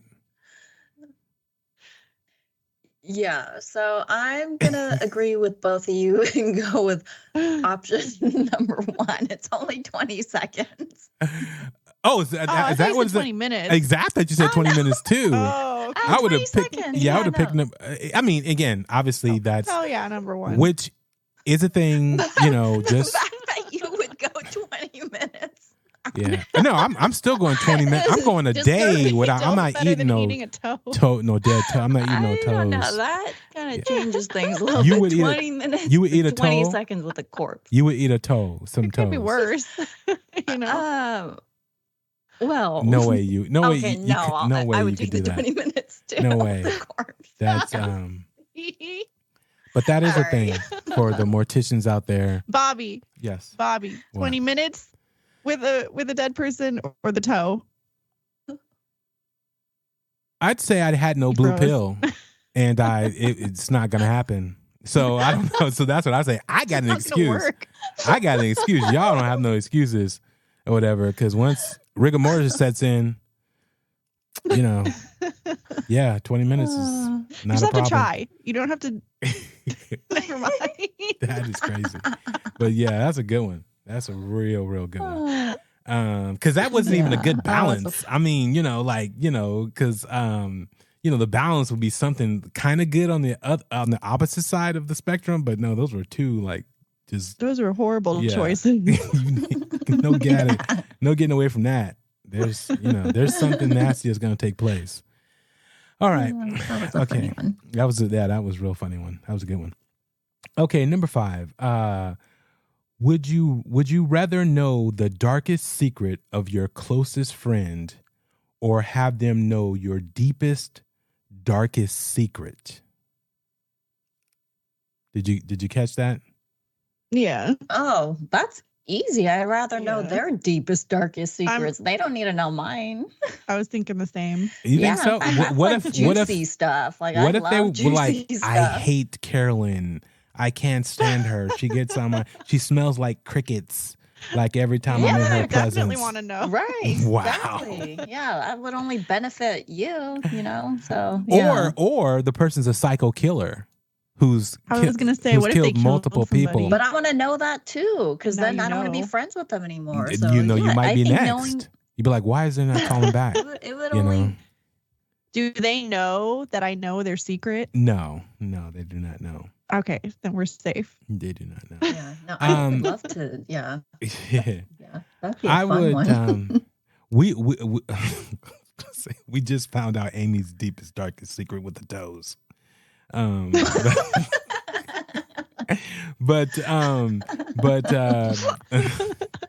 But yeah, no, that's that. For me, I would go with To know their secret, I guess. I would go with that. Okay, what is yours?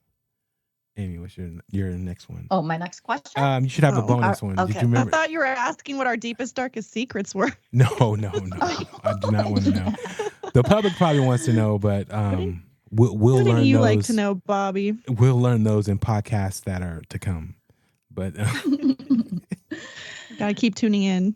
You wanna can know the ask secrets. the Ouija board that question and see if it's accurate. So next episode. Hey, we'll test it. Yes. All right. My question is, would you rather lie in a bathtub of human feces or one filled with worms, frogs, and spiders? ooh, I'm because I'm a germaphobe. I'm gonna go with the worms, frogs, and spiders. I can't do bacterial infections in any orifices. But frogs have salmonella, though, so Oh, they do. you wouldn't be completely safe from bacteria.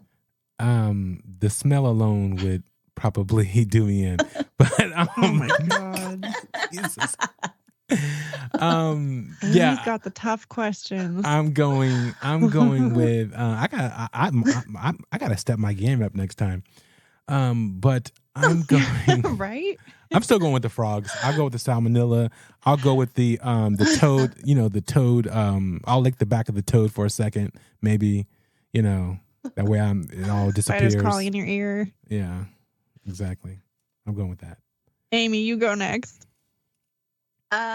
So I will take the human feces. Oh, damn. Because I do not want to lie on squishy worms, frogs, or spiders. I have a huge frog phobia. I once had a frog in one of my shoes outside, and that was a horrible experience. So I'm going to lie in some poop. So do you have a spider phobia at all? I hate frogs. They're so disgusting. They're so cute. Oh my God, they're disgusting. They're all over my backyard, and I hate it. I won't go outside if I see them. Yeah, no, I don't like them.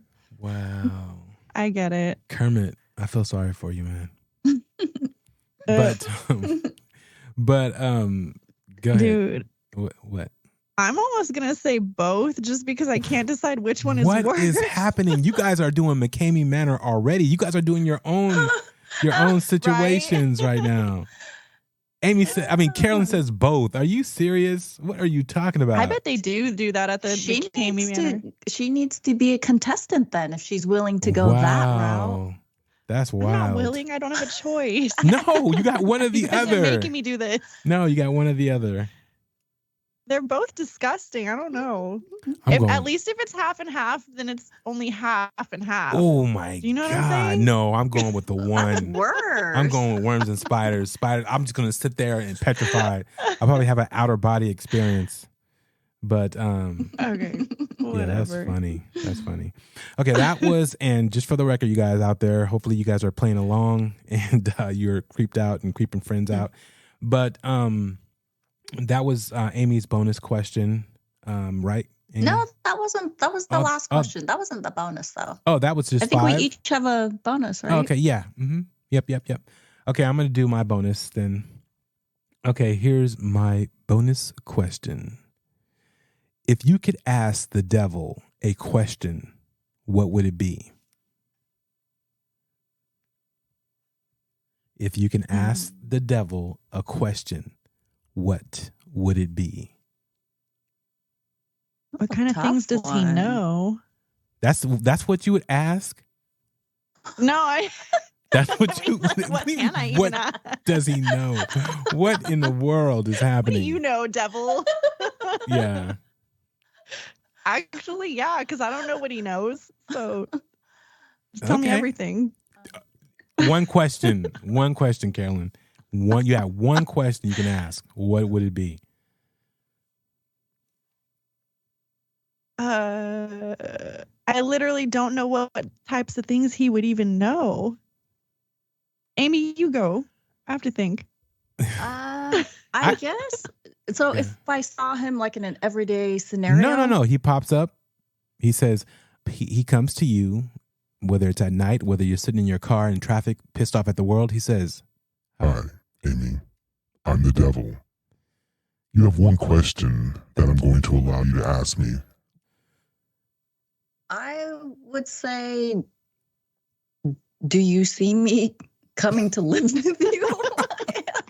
And what can I do to avoid that? Wow, that was a multiple great I questions. never want to see you ever again. You'd probably turn into a pillar of smoke. I said only one. And then, you know, he would click his fingers and no. Okay. Like a genie. Let me answer the question. I would ask, and I would try to wrap it up somehow to say, you know, did you get kicked out of heaven? I would just ask something. I wouldn't just ask like, you know, because I want to know about, you know, the biblical times and so on and so forth. I wouldn't just ask like, you know, when am I going to die? Or, you know, something, you know, kind of not trivial, but, you know, small potatoes as far as, you know, this man or entity or whatever it is would have whatever knowledge. Again, not saying this, doesn't say he's going to tell you the truth, but I would ask something about, you know, how did this all start? The Bible, something. Yeah. I would ask something like that. But to me, it would be like, you know, did you get kicked out of heaven? You know, or did you go to war against God? What his end game is, like, what is he trying to accomplish? No, you can ask that. That would be your question. You would say, what's your end game? Should I be on your side? What is your end game? Like, no. Good luck with that. Good luck with being on his side. If Why are you always messing around, devil? That is funny. Like, do you possess all these people? I mean, but you know, again, I gave mine. So Amy, I was thinking that. Like, you still thinking about like I would want to ask him every, Yeah, you would say like, do you have a legion of demons on Earth? Right, or just want to know like if he was really, you know, behind the whole Anna, whatever her name was, possession, or like was he here at all these certain events? But interesting. Anyway, or how often do you come to Earth? Like, what would you say? It's like, yeah, you know, yeah. Amy, what would you ask? Oh, that didn't count. The one I what'd you say? I asked earlier? What'd you say? I don't remember. Sorry. Oh, I just said if I'm gonna go to hell. Oh, you were serious. Oh, okay. Dang. Oh, okay. No. He's like, you know what, you might be in my books, but that's actually a good one. I would ask him, okay, what is hell like? Like, are you actually torturing people? Like, you know, ripping off their heads, and you know, they're like, people are living forever that way. Like, what is that like? Yeah. Yeah. No, I think I'd want to know that, so then I would know what to do. You know, I want to avoid that. He might say, okay, might be one of my... there you go. How does it feel? like what, you know, do you know, he would give you that experience. So, you know. Oh, well, yeah, I don't want that. Exactly. Do you believe in hell? Both of you? Or does a hell even exist? You ask that question. But no, I don't. No, like I'm asking you. Yeah. You're asking the question. I don't know if I do. I don't think. I think there's a, you know, good and a bad with you know, the, you know, how do you put it?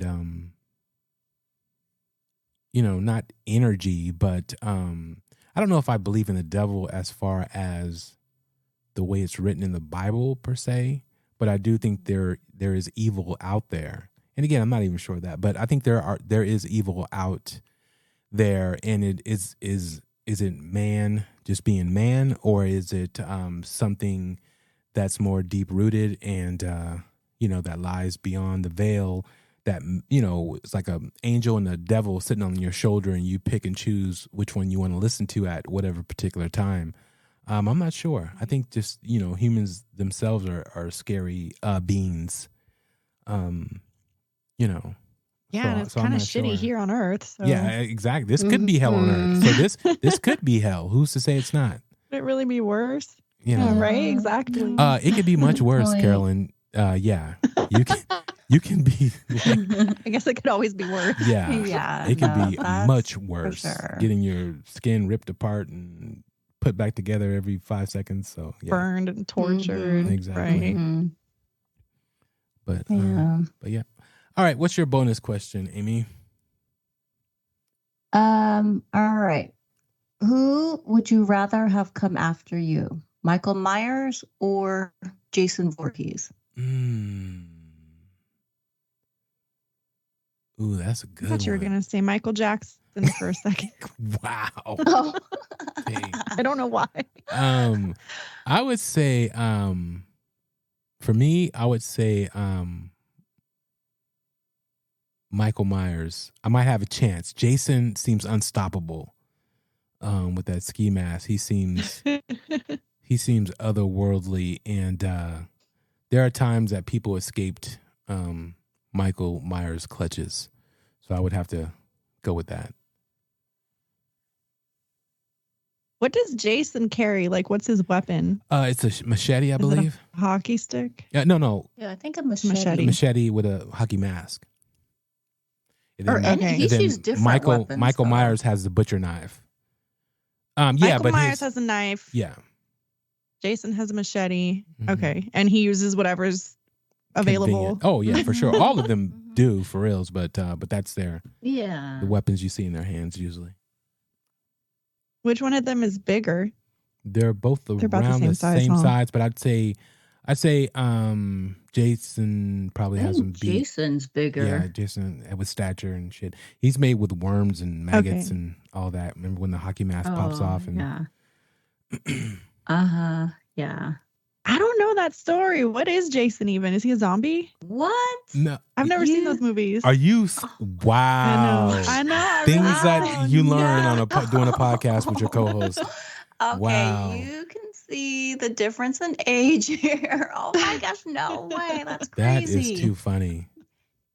He's like classic. You're gonna have to You're gonna But have is to he a watch human that. person or is he like a creature or like that's a? to be decided. You have He to started off as watch it. he started off as human, but then he somehow gets electrocuted and comes back to life. And what are the other ways he's come back to life? No, Michael. Like very silly, like in the sequels. Yeah, but Jason died in the pond. He drowned He's like a in the Frankenstein. lake. Yeah, Okay. he drowned in the lake, and then his mother. I don't know how he came back really. But he came back from that, and then been terrorizing ever since. And Wait, but I don't think he actually died as a boy, though, right? He almost drowned in, right? No, I think the camp. It's not I think the camper. supernatural. Because the first one he was killing the instructors in the camp because they didn't watch. Mom. That was the mom in the first one. Yeah, you're right. No, yeah, she was the one killing him, but you're supposed to be thinking it's Michael Myers, but then he actually ends up showing up. Jason. Or Jason, sorry. But yeah, so I think he did die. That's he drowned in the lake. That was the whole thing. But and then I guess the evil of his mother or whatever else, brought him to life. So yeah, that's a good one to even do. We got to do a little thing on that one also, since Carolyn's not privy to You have to classic watch all horror 10,000 Friday the 13th Yeah. movies. That is too funny. Part 3 was my favorite. Just saying. I think I have them on Netflix or HBO or one of those, so I'll check them out for Halloween. Oh, there you go. I don't know. From what you guys are telling me, I think I'm going with Jason. Okay. He sounds like I could probably get around him. Okay, but you do know Michael Myers too. You haven't watched those movies either? Yeah, I've seen those. I know who Michael Myers is. Got it. Oh, He's creepy, dude. I don't like that guy. Oh, hell yeah. I know. Yeah, I would have to pick Michael Myers because I have actually never seen him run. I've seen Jason run before. Oh, that changes my answer. He walks fast. So I think I could actually escape from Michael Myers. I mean, although he does magically appear in every single scene, even though they're like running, 10,000 miles an hour. Somehow he's in front of them. He's still always there. But Exactly. I think I might have a better chance getting away with Michael Myers. Okay. Yeah, you're right about that though, Amy. He walks really fast and then reappears. But and then I didn't know Jason could run. I changed my answer. I've seen him run. Yeah, I saw him running in part 3. Yeah. Yeah. So I don't know about the other ones, but yeah, I've seen part 3 about 500 times. That's the only one I remember him running in. Yeah. Okay, so so what's that? Who do you pick? Oh, I picked Michael Myers. Did you say Mike initially. Myers? Yeah. Because Oh. I've seen people live or get away from him. So yeah. Right.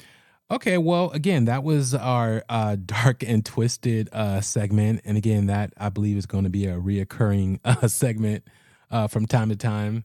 I think it's very interesting, even though it goes long, which is good. But yeah, and hopefully you guys are out there answering the questions and what you would do, and you could take those questions and ask other people and find out the deep, dark, twisted secrets of your friends or loved ones. So real quick question, Halloween is here. So anyone dressing up for Halloween by any chance? I don't think so. No? I mean, maybe we'll see. But I mean, I'm just passing out candy, I think. And we don't get as many kids as we used to in the neighborhood because the neighborhood's just grown like crazy and they're just going to like the newer neighborhoods. So I don't think so. Maybe. I mean, I think they're having like a dress up thing for work virtually. So maybe if I do dress up for that, I'll, keep it on, I guess. Oh, okay. But no. How about you guys? I might, do Squid Games, dress up to hand out, candy as, because I got these Squid Game mask, and so I'll probably do that. You have the jumpsuit? Exactly. Or the sweatsuit or whatever? Yep, jumpsuit. And not the sweatsuits. I'm the ones who are, holding those. Oh, the bad guys. Yeah, exactly. Mm-hmm. Oh. Yeah. But all That's right. a good one. Exactly. Okay, let's get into this. We don't have to. We're going to be very brief, you guys. I know this has been going long, but hopefully you're enjoying your Halloween night, and you just have us playing in the background while handing out candy, talking to your friends, doing all kind of good things.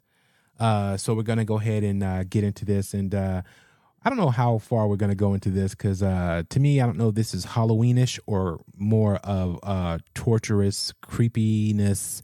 But again, you probably don't want to be trapped, in any area this guy is located. So here we go. McKamey Manor, a place that's shrouded in mystery and controversy. Located in Somerville, Tennessee, less than an hour's drive from Memphis, McKamey Manor remains open year-round, offering a unique and chilling experience for those brave enough to step inside. So, what exactly is McKamey Manor? Well, it's not your typical haunted attraction. Owned and operated by Russ McKamey, this place is more than just a haunted house. It's often described as a survival horror boot camp.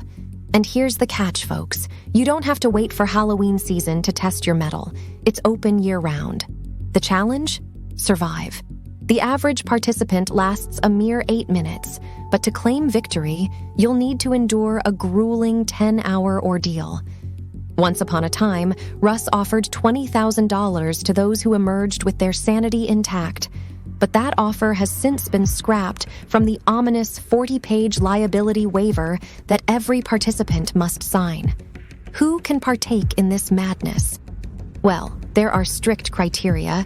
You must be 21 and older or 18-20 with parental consent. But that's just the beginning. Background checks, medical insurance, and even on-the-day drug tests are all part of the entry process. It's not for the faint of heart, that's for sure. But what kind of person creates such a mind-altering test of emotional fortitude? Russ McKamey himself is an enigma. In his own words to WFLA in 2019, he's a very straight-laced conservative guy, but he runs this house of horrors that some perceive as a torture and fetish factory. Why? Well, it could be the films he creates, documenting every participant's experience and uploading edited versions to the Manor's YouTube channel. Full-length copies are reserved for potential legal issues, adding another layer of mystery. Believe it or not, The price of admission is a bag of dog food because Russ is a dog lover. But what you get out of it is something that might stay with you forever. While calling McKamey Manor a haunted attraction may be misleading, it's more of a psychological tour with Russ as your guide. In his own words to the Washington Post, if you're good enough and you're able to get inside somebody's noggin like the way that I can make folks believe whatever I want them to believe. So, listeners, if you're intrigued by the strange and the macabre, McKamey Manor is a place that deserves a closer look. Just remember, once you step inside, there's no turning back. Stay tuned as we delve deeper into the unsettling world of this survival horror boot camp. Man, this was wild. This guy sounds like a psycho. Oh, no, yeah. He was. What the hell? And you guys can check out Monster Inside, America's Most Extreme Haunted House. It's on Hulu. And it's right now it's getting really, a lot of run because it's Halloween time. And, people are, really into a lot of these scenarios. I guess Russ himself didn't really partake up, in the actual documentary, but he's on it, and you would swear he was a part, like he had a hand in it, how much he's, footage they were able to use.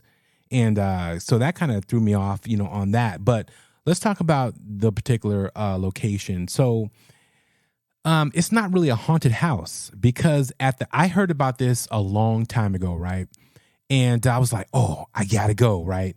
So me and my son, we were like, we got to go check this out. We got to go do this. We got to go do this. 20 grand haunted house, we'll be able to do that, right?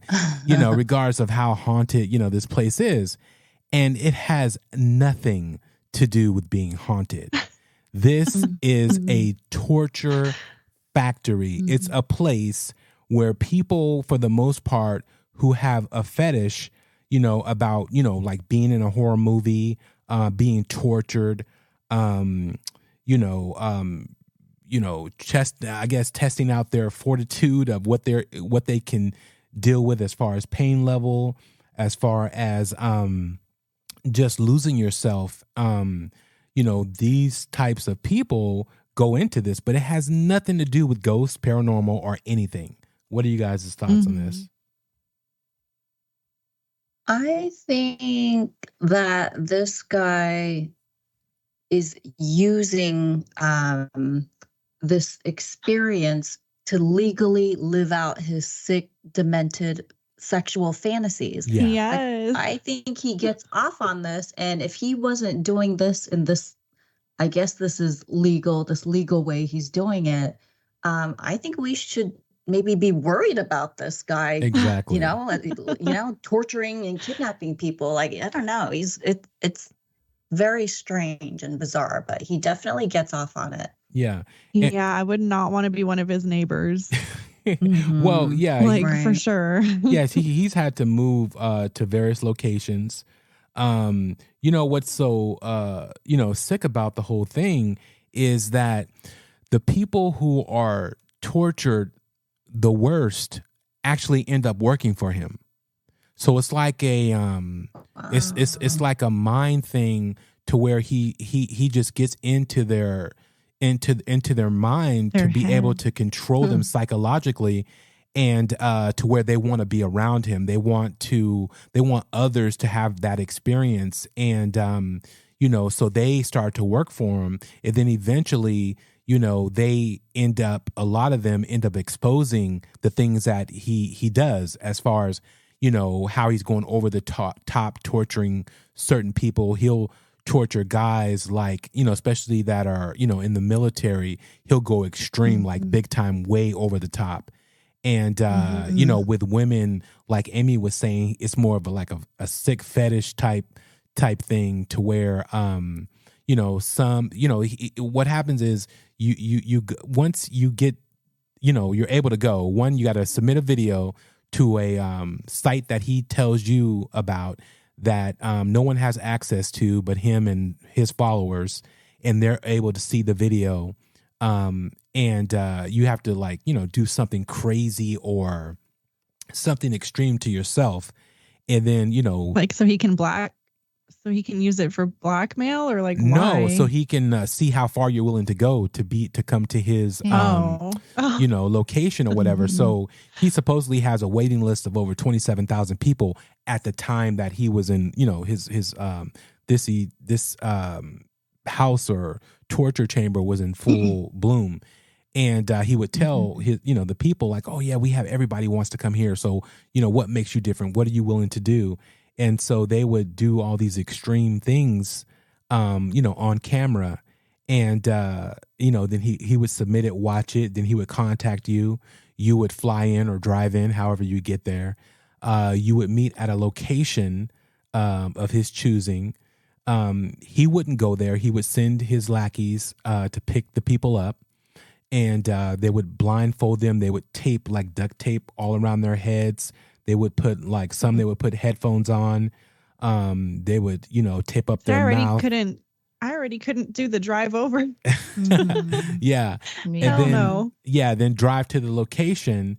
And then once they get to the location, they would start, they call it the tour, but it's really the torture is what it's really called. And, and then as it would start, then Russ would show up and then say, do you really want to do this? Are you really capable to make it through this? And, whether he would, and again, he knows kind of your vulnerabilities of things that you're scared of, because again, you have a serious questionnaire you have to sign. And then also he's already talking to you before you even get to the location, if he likes you or wants you on his, in his manor. So he knows all these things to use against you, whether it's for fear or whether it's for manipulation, to get you to submit to him, once you're on, because then you're there, you're like, okay, I'm going to go through with it. I'm not going to quit. I'm not going to stop. But I mean, he literally tortures you, beats the shit out of you, and all kind of different scenarios. So we have some audio.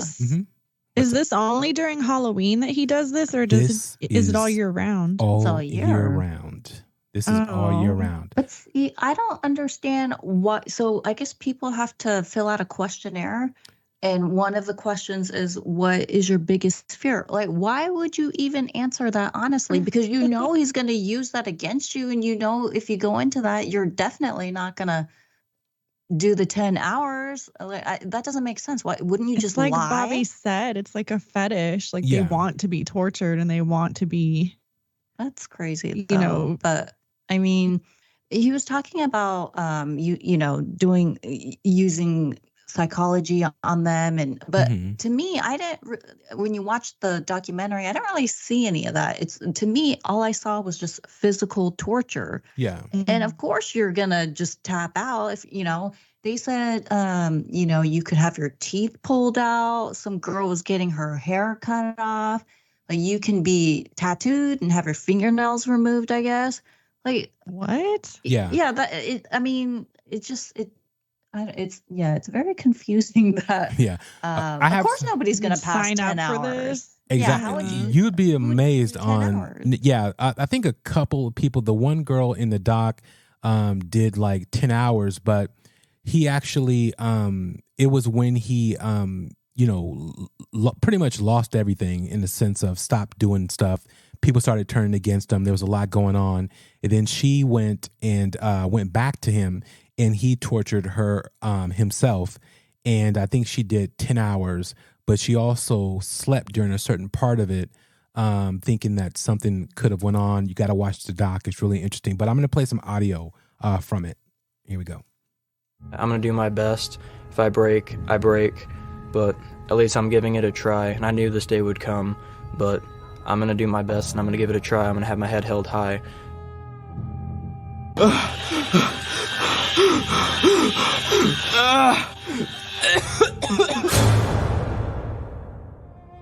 My name is Russ McKamey, and I'm the owner and creator of McKamey Manor.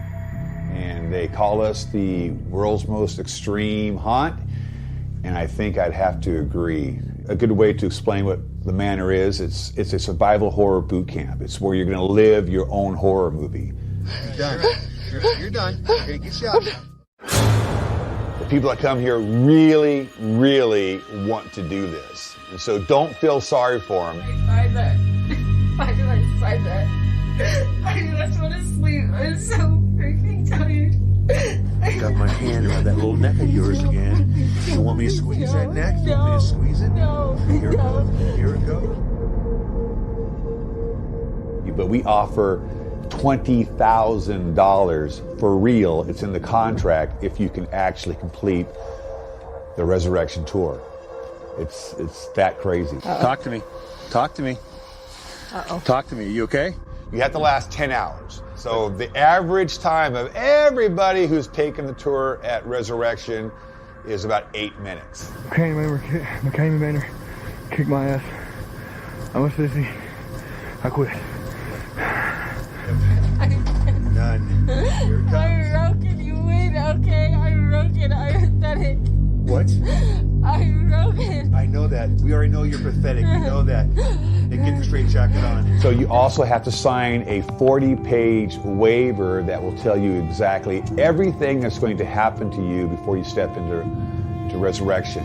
Nothing is hidden from you. So you can never say, I didn't know I was going to get my tooth pulled without Novocaine. I didn't know I was going to be buried 12 feet underground. You knew all of that. Put your head up. Don't drink this ever. You understand me? Don't drink it. 67. Participant fully understands, agrees that their hand may be smashed with tools. Closer? You want closer? Say it with me. You really don't want to. That's right. That's all you need to know right there.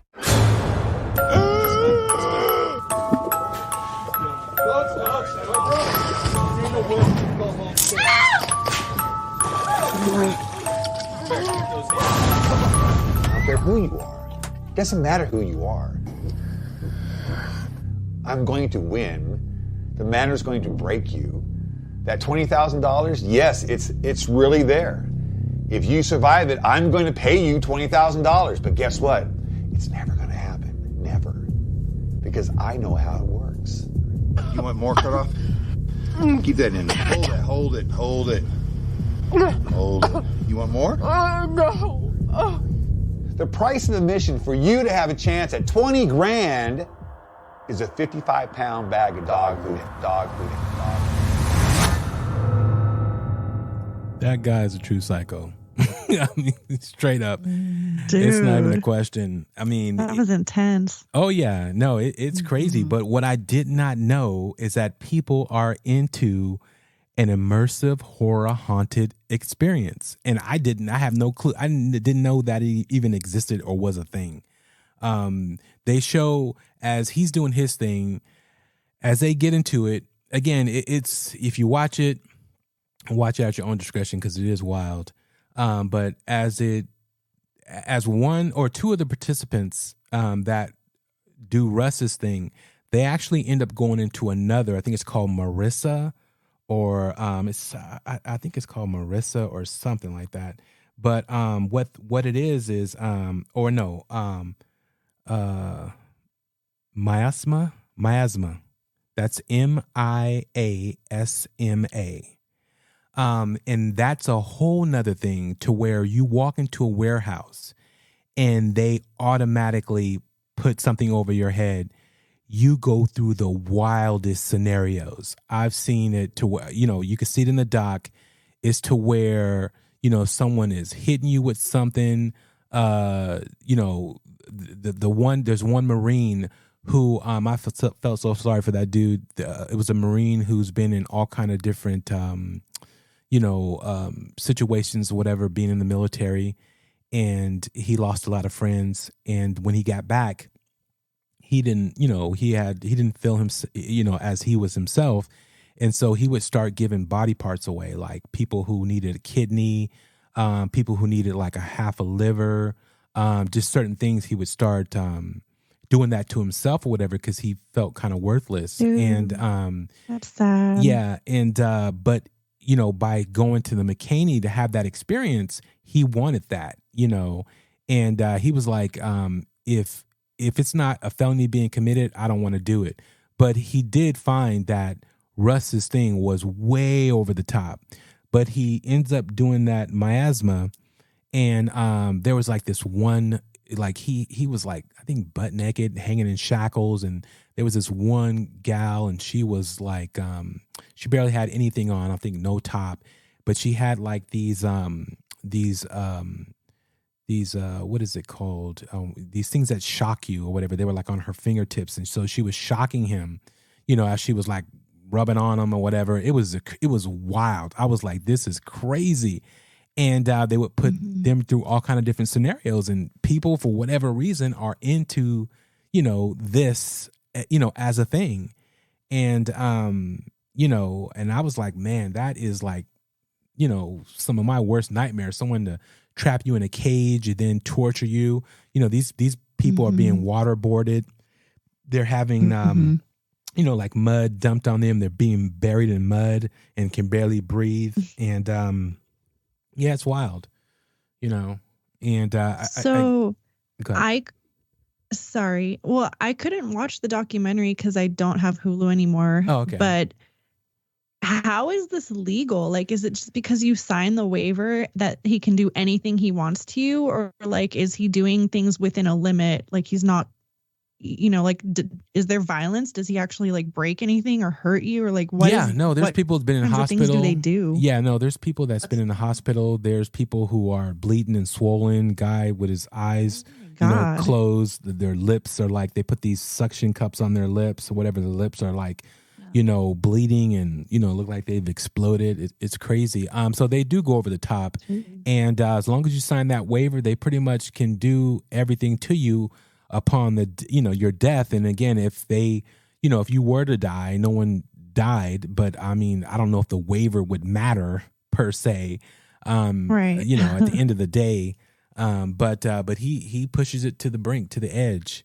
And some of these people are, you know, looking for this. They want to be tortured. They want to live out their fantasies. Like you guys said before about being chased by Jason, what would you do? And so on and so forth. But these people are living in one of these movies in reality, you know, Chainsaw Massacre style. And it's like some people do it to see how far that they can push themselves. And, you know, like there was teachers, you know, principals, you know, and these women were like in their 40s and 50s. I'm like, you sure you might not have you won't have a heart attack? It's like, what are you thinking?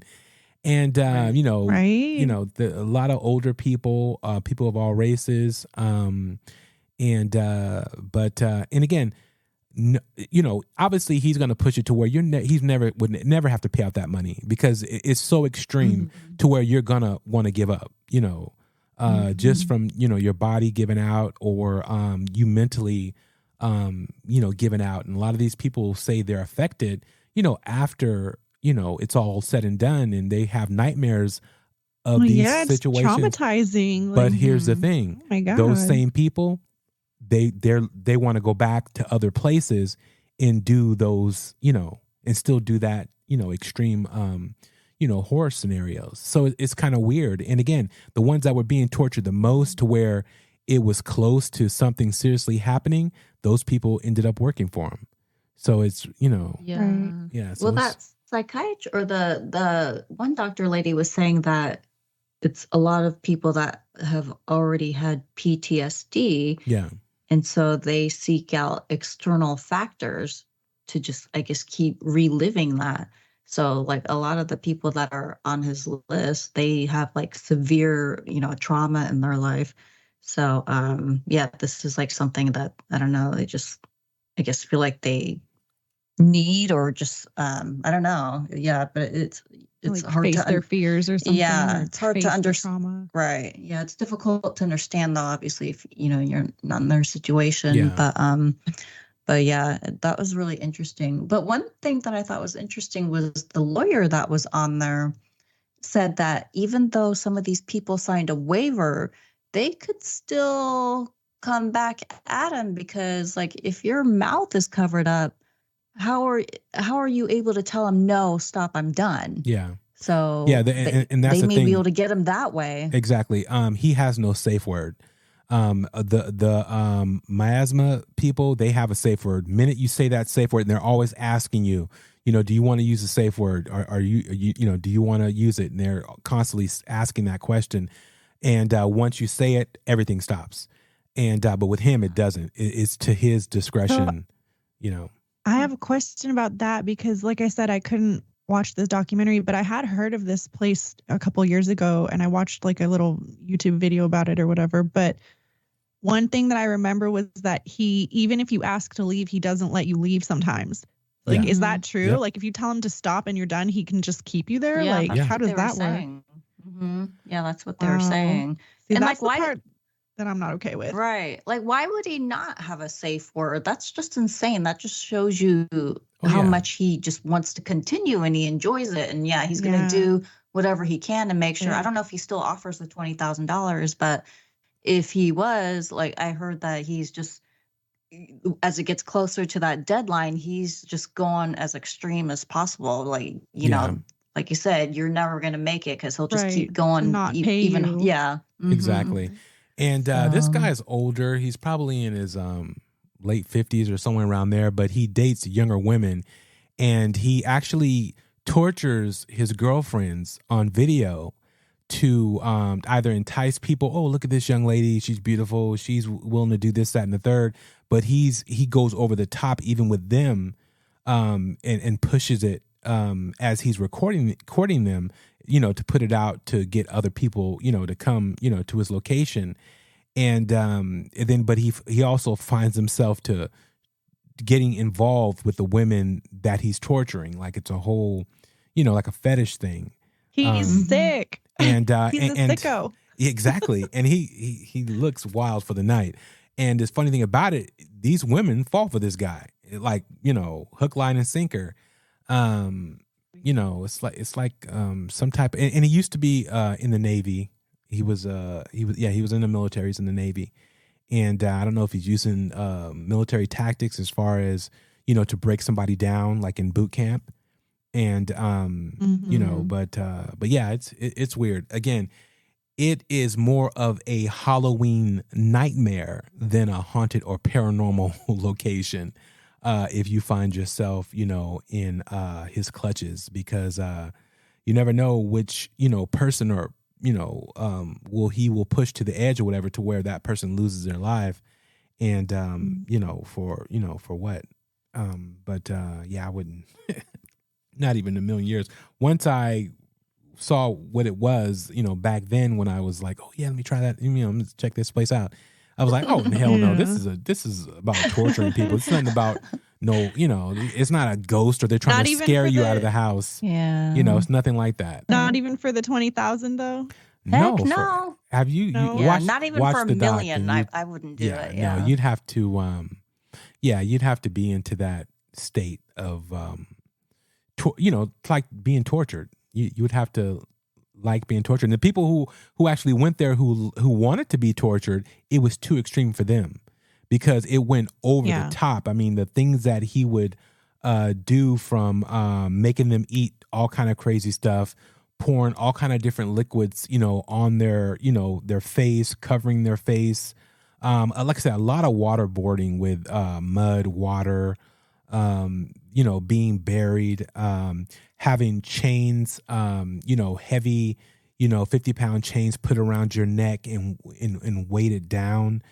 Just a lot of extreme things, being put in cages, being left in the sun in the open area. It's not about night. He doesn't care if it's night or day. Yes, he will have you in extreme night and freezing cold and freezing weather and all that. Again, breaking you down mentally to where at the end, even though when he lets you up or you say you can't do it, he'll make you say a crazy statement. He'll make you wear like a dog costume in front of the local supermarket and say, I didn't survive the, McKamey Manor and whatever. He made people hand out cookies and telling them that, they couldn't, do the handle the 10 hours. Yeah. Because some people tapped out like 8 minutes to where they're like, no, I'm done. I don't care. When they could talk, they were like, no, this is, this is it. So it's over. Even the guy who wanted the extreme situations to happen to him from the military, I think he only lasted like 8 minutes. What? But yeah, and it's funny because the women last long. I want to say, from what I saw, the women were lasting longer than the men.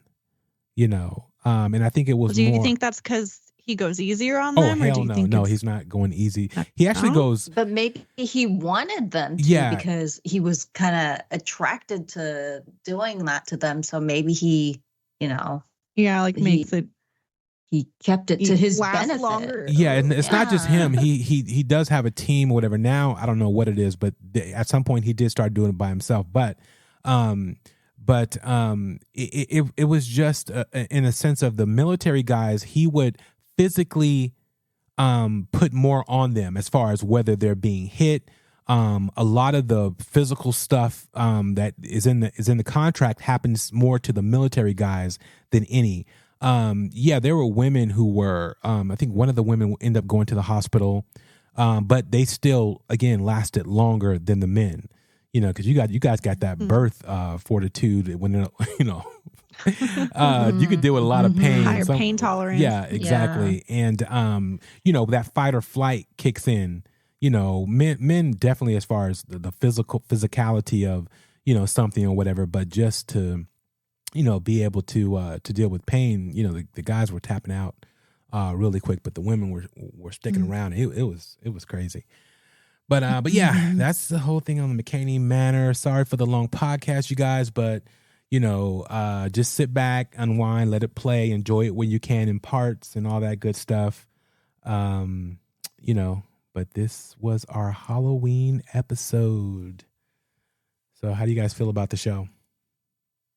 Did we made it through? There was a lot to talk about. Yeah. So I mean, I thought it was really interesting. I thought it was a good show. Yeah, it was long, but it was interesting. I liked all the topics, good insights. I'm not gonna lie. When I heard that he had a $20,000 reward, I went on that website to try to sign up for the McKamey Manor.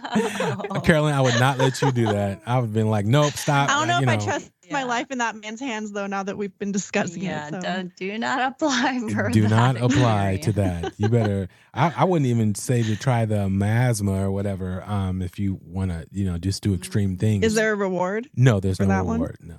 No, you got to pay them. So oh, no. For not that. interested. Yeah. Or just go. Yeah, this was a great show. Yeah, or you can go Halloween be in a B movie. Spectacular. Yes, it was. But so if anybody out there who's been to McKamey Manor, hit us up. Let us know, about it. I don't care what you say. I think Russ is sick as hell. But you can email me or hit us up at Strange Darkness Radio on IG. But yeah. So you guys have a good Halloween night. We are out. We hope you enjoyed this spine-tingling Halloween episode of Strange Darkness Radio. Be sure to join us for more eerie adventures with your hosts, Bobby Washington and Carolyn Gray. And don't forget to catch our thrilling bonus episodes hosted by Amy Tideman. To never miss a spooky moment, subscribe to Strange Darkness Radio on Podbean or your preferred podcast platform. Stay eerie and keep the chills coming.